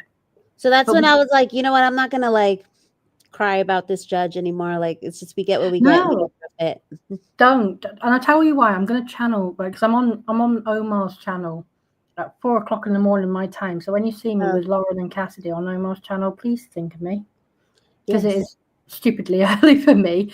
But I'm going to channel my inner Omar and sort of say, now, you could ask for the judge to be recused, but the reason Wayfarer are not doing that, I don't think, is because, one, there is no guarantee you are going to get a more favorable judge. There isn't. That's the reality. And two, if they see this through with this judge, right, they can make a whole laundry list of all the things that they are not happy with. Yeah. And I said on the 9th of July, sorry, I'm sucking a mint because I'm starving, but all I got is mints. So the 9th of July, the cut-off date was for Wayfarer to have filed an appeal. However, they could not have appealed on anything like facts, right? On the full, all of the issues they have with the case. They can only have appealed at that point on whether Judge Lyman made an error in law. And it was quite unanimous, right, amongst the legal commentators. I think Omar and Rachel did a fantastic show on it, which everyone should absolutely go and watch if they haven't, where the factual issues that were coming up were just ridiculous.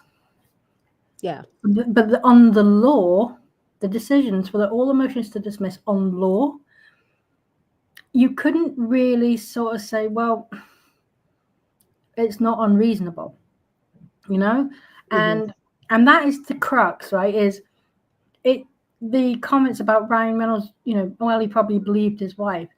Factually, that's absurd.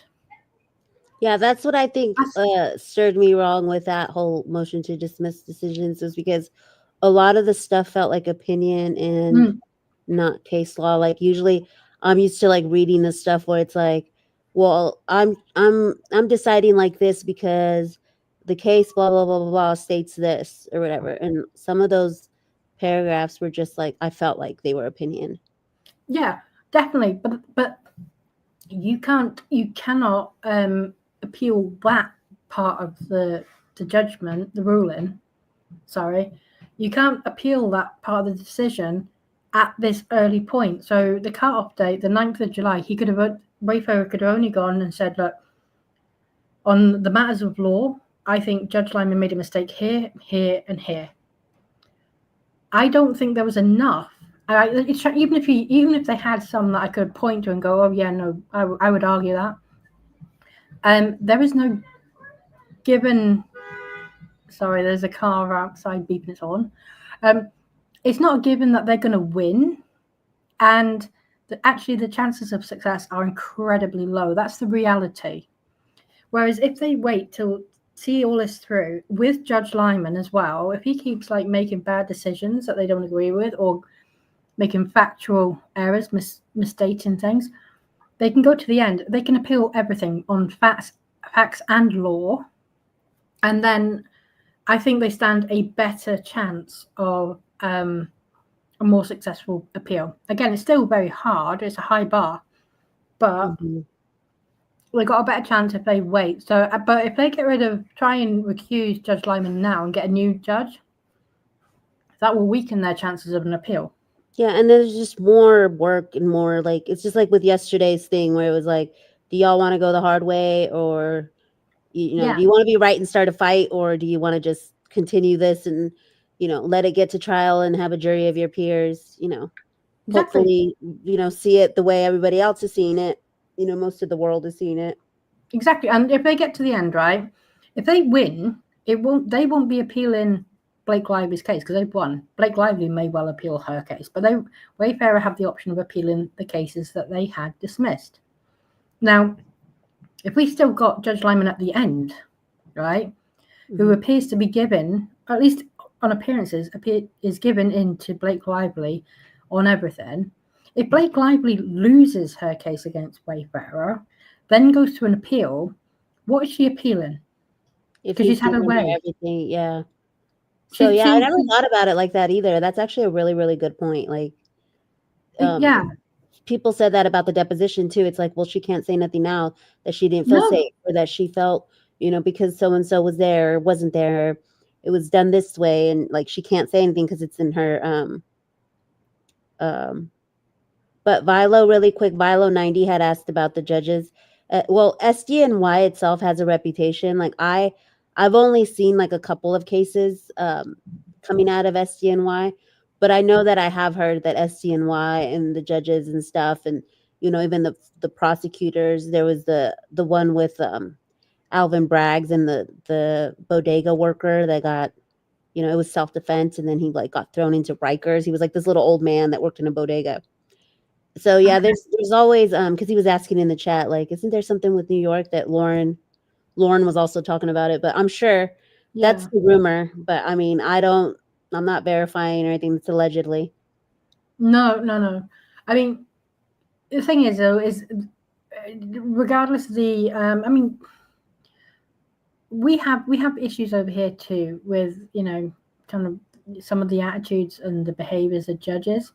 Like I could point to Johnny Depp's trial over here in the UK, and this is not to rehash the Depp Heard saga, but the judge, had, people are pointing to me connections in this case with Judge Lyman, his brother, financial stuff. I hear them all, honestly, but I'm not. I don't look at the financial stuff anyway, because I know content creators are doing that. I do watch what Cassie does. She's done a great job. But for me, the financial connections, they sound worse than they are to like lay people who are kind of not working in the legal sector. And there are financial connections. It's the same in politics as well. And I'm not going to get into politics, but I'm just kind of saying it's not just reserved for the legal profession. But as long as those connections are properly disclosed, and the parties have not objected, then there is nothing improper. As much as it sounds like it's, oh my God, it's bias, or he's, protecting Ryan Reynolds because he's got shares in this, that, and the other. I do understand what it looks like, but the reality is it's not going to be treated as an issue unless it has been raised as an issue. So if he was hiding them, if they weren't disclosed, if the parties had objected but they've been ignored, these are the bits that we don't actually know what's happened. So we can look at the judge. We're not happy with his decisions. We are questioning, is there anything going on with his brother, being a Hollywood director? Is there some bias coming from that? I don't know is the answer. I don't. But with the financial connections, it's not just us looking at it and going, oh, well, that's sus. That's not enough. We need to know, how was that handled? Is it properly disclosed? And I believe the answer is yes to that, because I think we found the disclosure. And then on top of that is, are the parties aware? Have they raised any objections? And it sounds like they haven't raised any objections, because I don't believe that the judge would have been proceeding on the case. Yep. That, and the thing is there can be connections, but if it is all handled and above board and properly disclosed, then it is not improper. And that's the reality of it. Just to kind of manage people's expectations up. I'm not saying, oh, well, there's not an issue with the judge. I definitely think Blake Lively's getting preferential treatment. Do I think that could be partially to, trying to prevent, an influx of appealable points later on? Yeah, I do think that is a factor. Potentially. Well, he also has like the pressure of it being like, possibly a presidential, like it'll set precedents for Me Too or whatever, like with the amicus briefs and stuff like that. I felt like he also had like that pressure of, oh, this is a Me Too case type of thing. So at the end of the day, I feel like maybe sometimes he errs on the other side a little bit more than just because absolutely. of that pressure. It's like a political thing or whatever. But I mean, I did have to laugh though at this, because it's been like, he did a ruling the other day where he gave a 1 day, wasn't it? Well, the one we dialed into yesterday, that was it. Where he was like, well, we're going to change the day from August 14th to August 15th. And then 1 day. And then this one as well, with the motion to compel her financial, like Wayfarer asking for 7 days, and he was like, well, she can produce them in 8. And it made me laugh, because it took me back to, do you remember that time early on where Blake Lively asked for an extra month and the judge was like, you can have a day? Yeah. I'm like, why is it with this guy? He's always given an extension of 1 day. But he's I don't know. I mean, we are where we are, and I do think, speaking as a legal professional, I think that the best thing to do is continue on course with Judge Lyman, regardless, because if he's going to keep making bad decisions that go against Wayfarer, well, one, he is not the jury, so he's not going to be making the decision at the end. That's the first thing.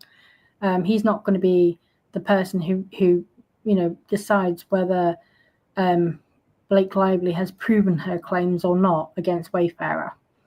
But also, if he's just going to keep giving stuff that Wayfarer can appeal, and whilst taking away, with the other hand, potential appealable points for Blake Lively.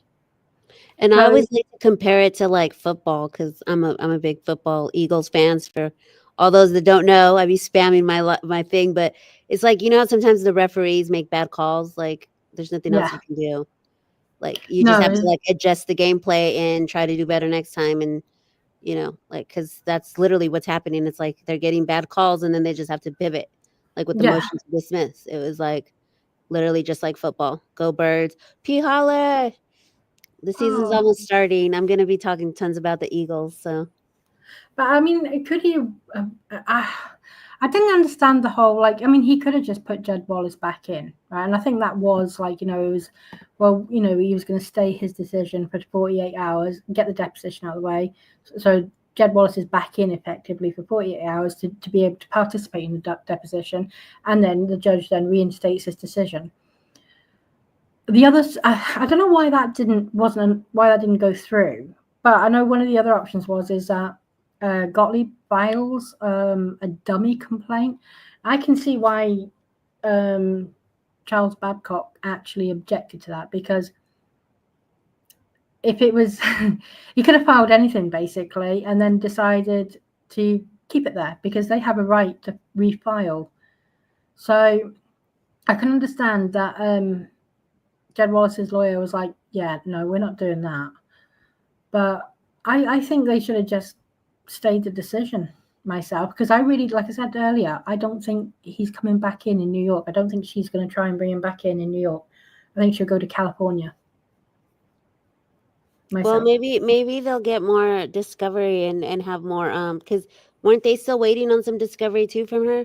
So maybe they'll have, with this more time, it'll be a positive thing where they'll get more info to quiz her on or whatever. But yeah, but if the 31st comes round, right, they delayed this to the 31st, yeah, because she's got to refile by the 30th. But what if she doesn't refile?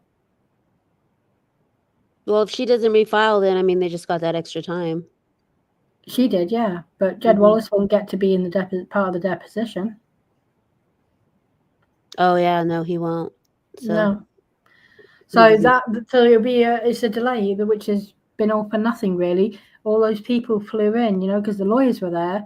Some of the Wayfarer parties were in the air, I understand, whilst the hearing was going on. Jed Wallace's lot were at the airport ready to go. So, like, it was absolutely nuts. I would have, given that everyone was either there or well on their way, I would have just, said, right, okay, put him back in for 48 hours. Let's do this. And then, then take him back out. Yeah. Yes, he does get to depose for his trial there as well.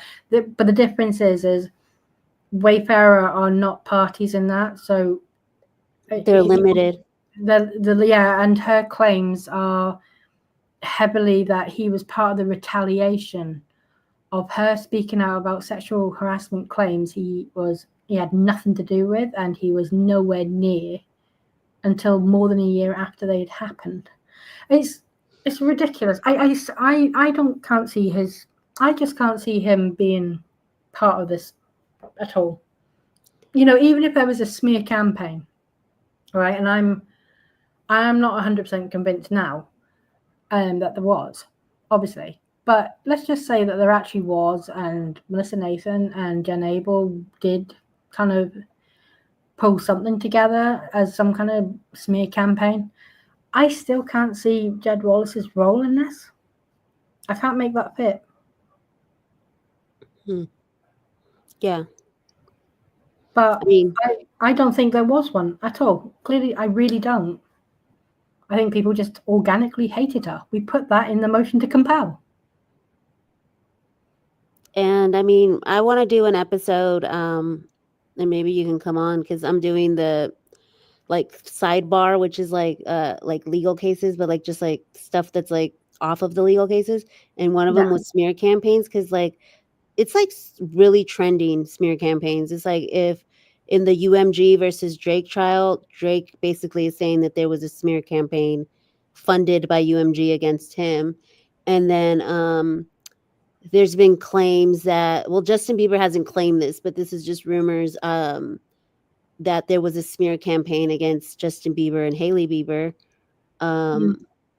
because he wanted out of his music contracts and stuff like that. So it's something that's been trending, and I've been kind of sleuthing and deep diving into this trend of when people talk negatively or start posting stuff about you, that it's automatically and the Nicki Minaj too. That's another one where she's saying that there was a smear campaign. Smear is becoming my new moist.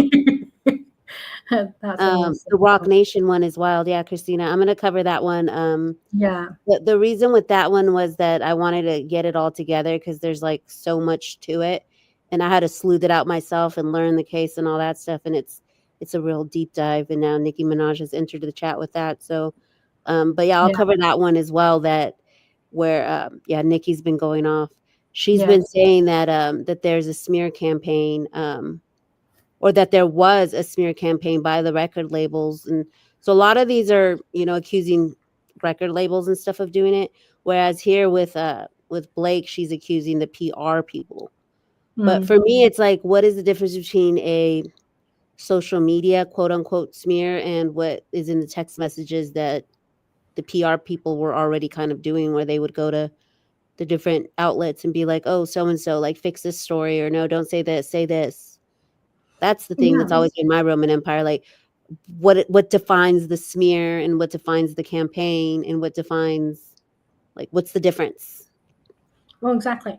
And just to kind of answer this, so I'm not about 55. Not, I'm assuming this is not actually golden. So Jed was getting paid $30,000 by Wayfarer. If true, what for?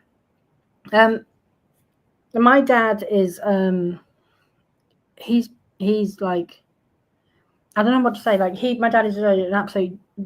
He's really high up in the tech industry in the UK.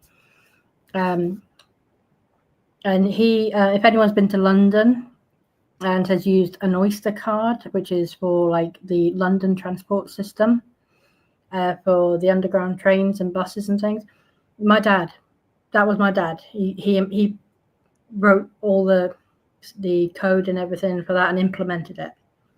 So I actually went to him and I said, what is this about? Like, this is like a lot of money for doing not next to nothing. And sure enough, yeah, people in technology, and I know this as well, my ex-husband, the arsehole that he is, he was actually, you know, high up in he was in one of the largest internet content delivery providers, an American company.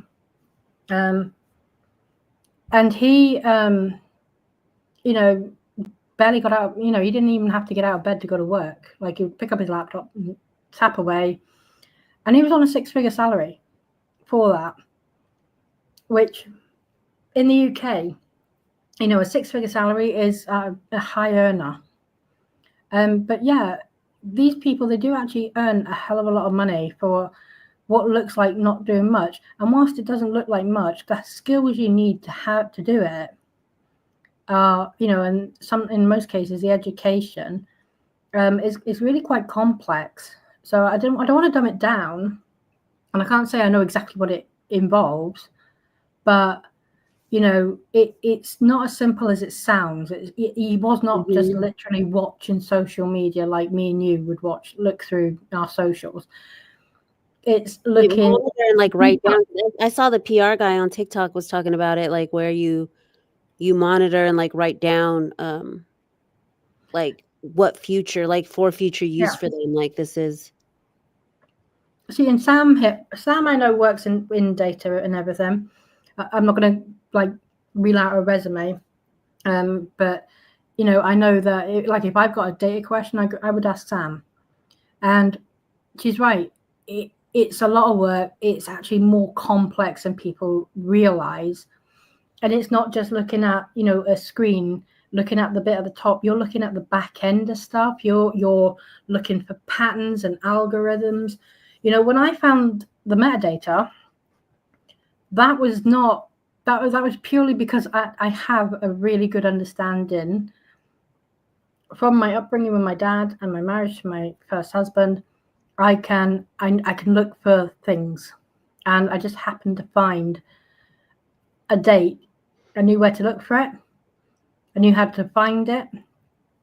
And you know, when I saw a date which was like, oh, that's months before this article was, you know, was put on the internet, I knew I had something. I could have easily gone in there and found nothing useful whatsoever. So that bit was luck. But you know, because I went in and had a look because people were saying, well, we don't know how to look in the embedded text messages. So I did.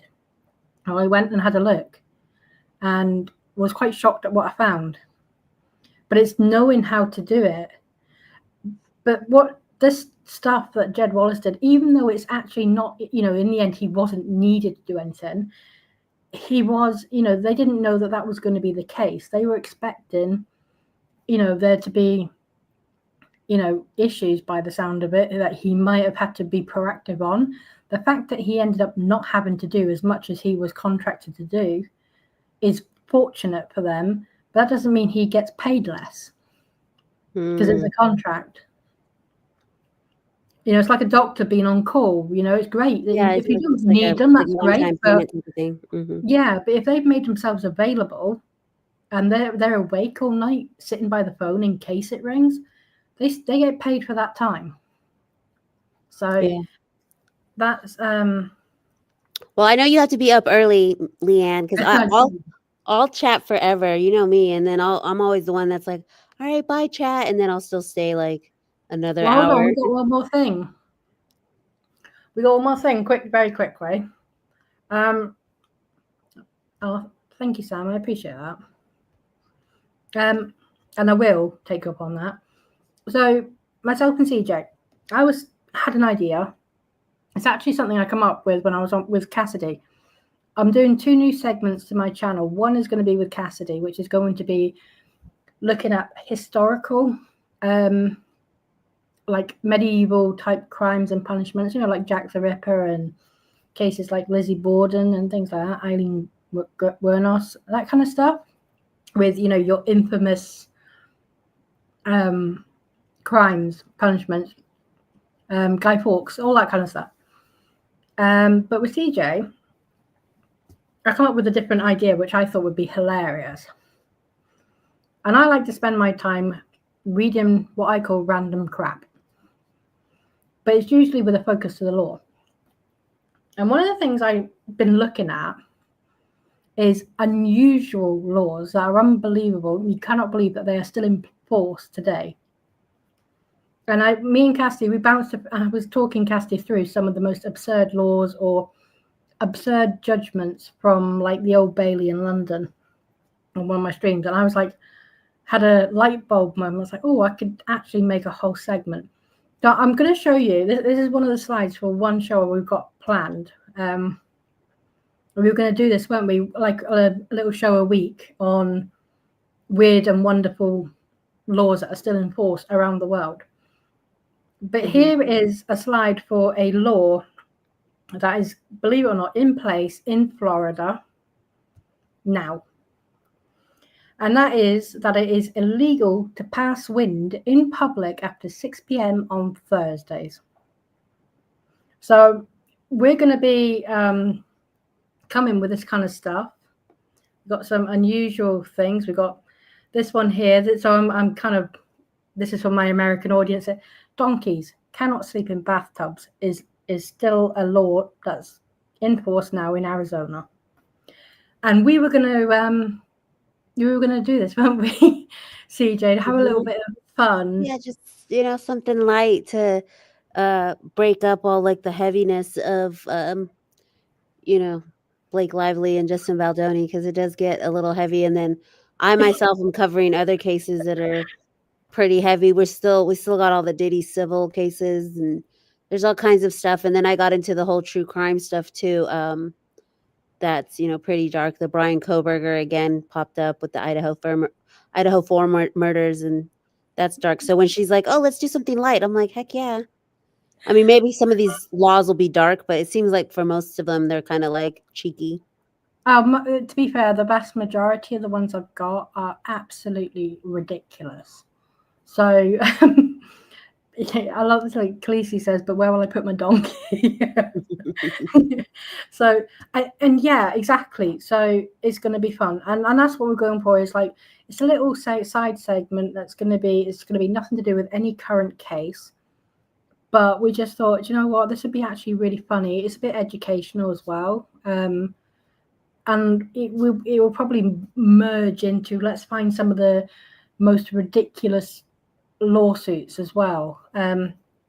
You know, I think a woman was found guilty of being a prostitute and executed because a dog come in and sat down in front of her. That was in the Old Bailey. It was like in 1500. So it was like, you know, the laws from back then. But I talked about that court case as well on my last stream with Cassidy in there. So we'll see how it develops. But I just think this could be a bit of fun actually, and see what happens. So yeah, I'm looking forward to it. I think it'll be super fun, and you know, like I always love your like cheeky snark. I can already hear it. yeah, I think everyone, because there are some dark moments. I mean, it's not to forget that this case, it involves difficult allegations. Whether you believe them or not, they are difficult allegations to have to deal with. You know, the film was meant for people who have had tough times. It's been hard to watch, you know, the Wayfarer parties and kind of how they've been treated.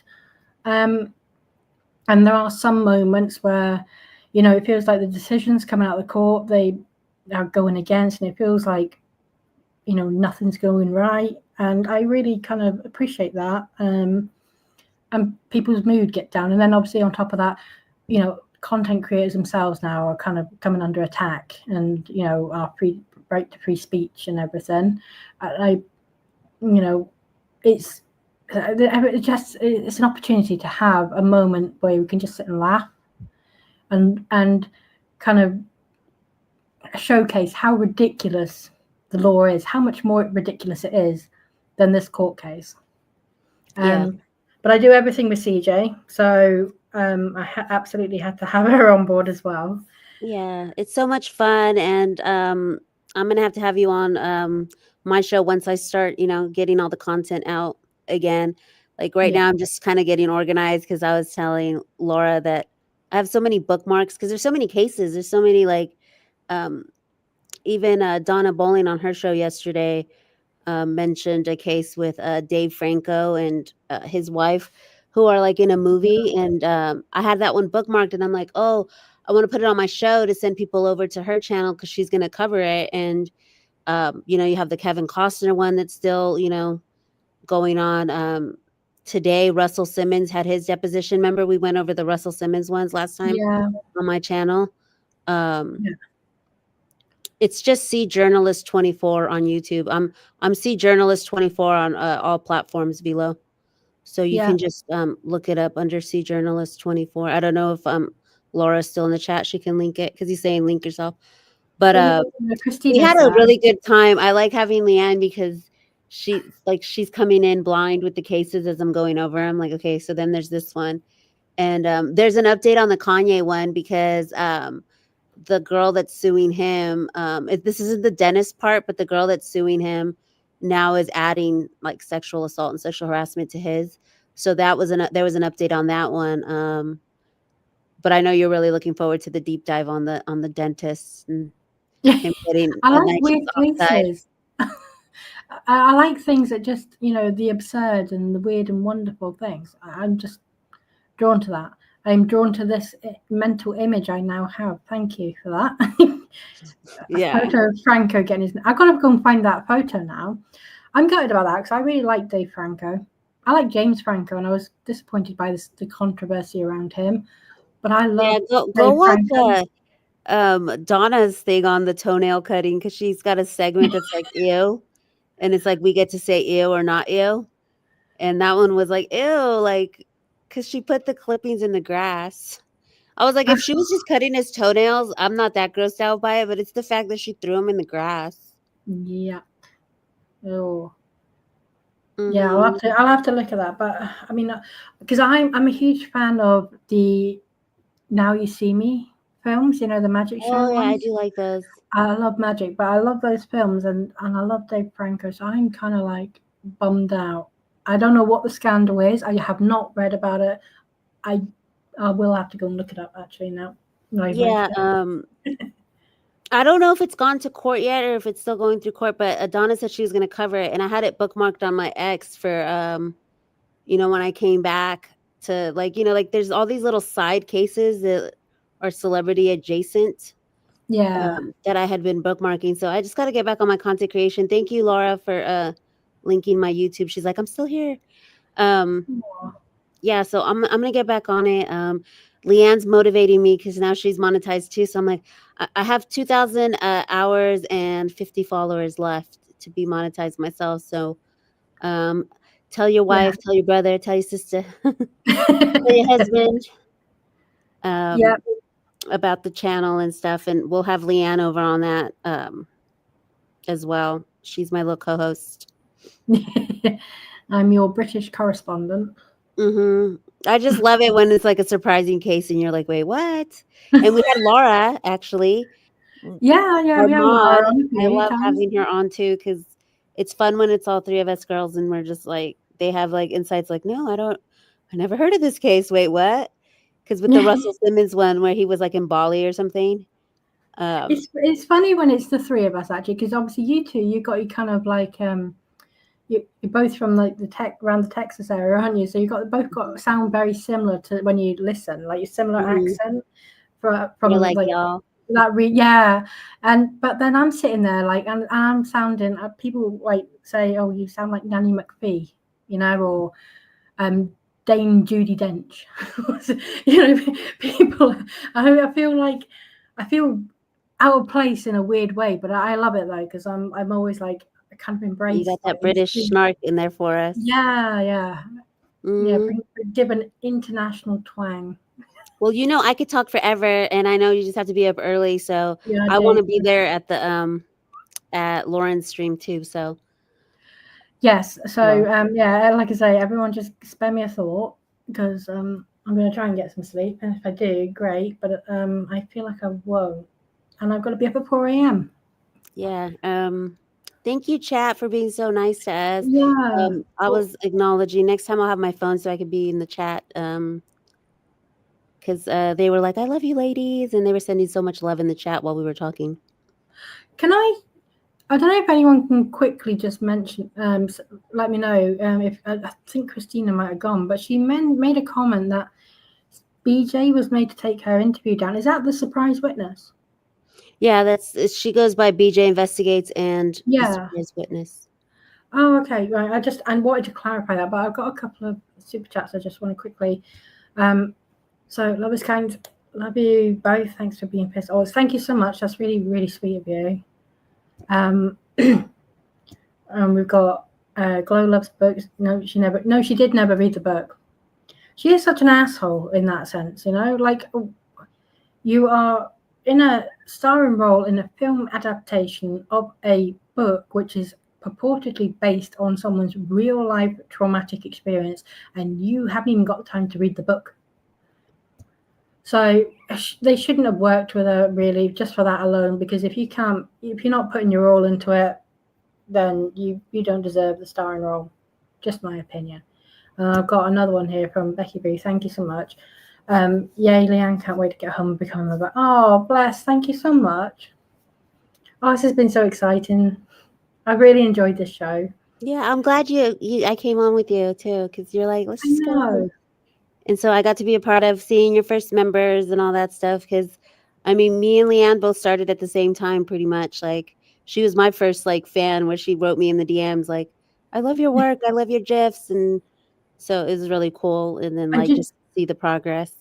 And I'm not joking here, right? CJ can vouch for this, right? When I first got in touch with you, one of the first questions, and this was like in January, the first thing I said to you is, "I love your threads. How do you do them?"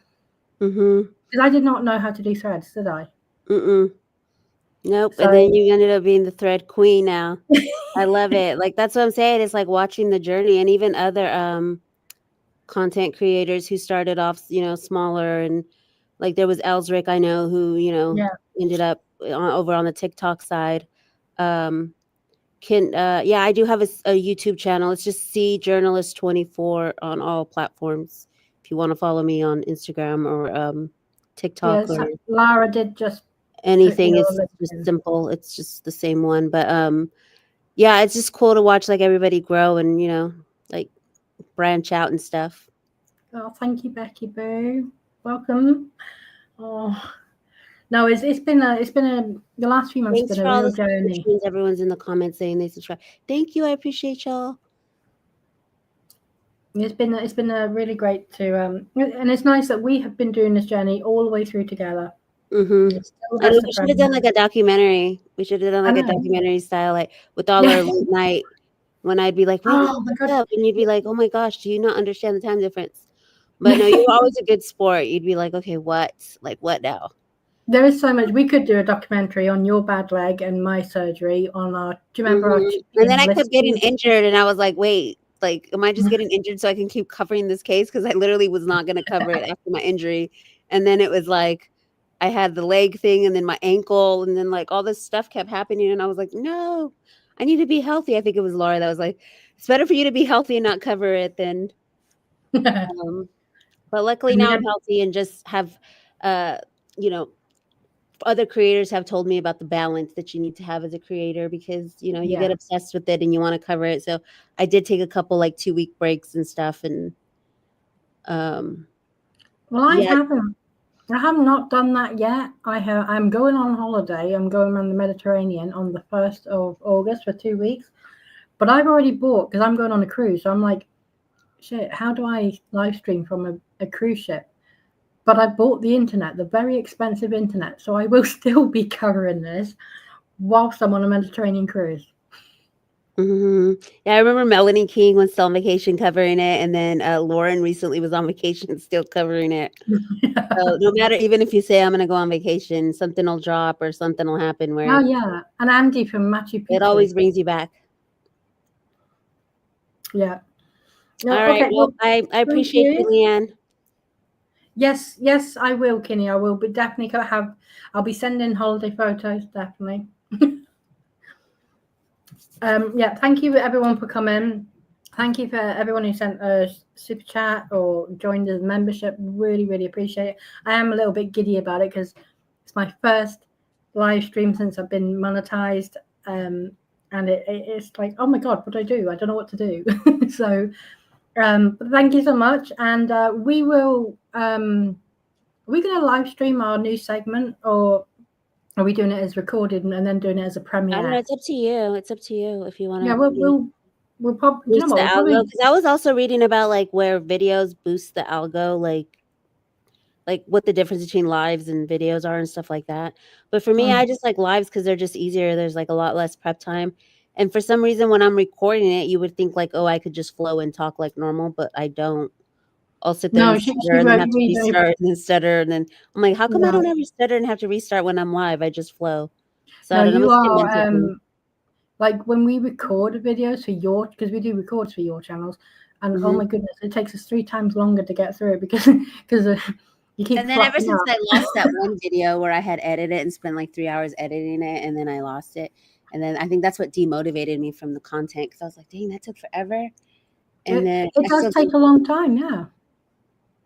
The effort, you know, when I was doing my recorded videos, my weekly recaps, I would spend all week on writing the script and putting the slides together. I had Aiko then would, you know, very grateful to her that, you know, she would then touch them up and make them look good and better and add in some artwork and design. And then I would have to sit and record. And like you, I'd be like, oh, I can't, you know, I got through 40 minutes of recording and it'd fluff up and I'd be like, oh, I'm going to start again.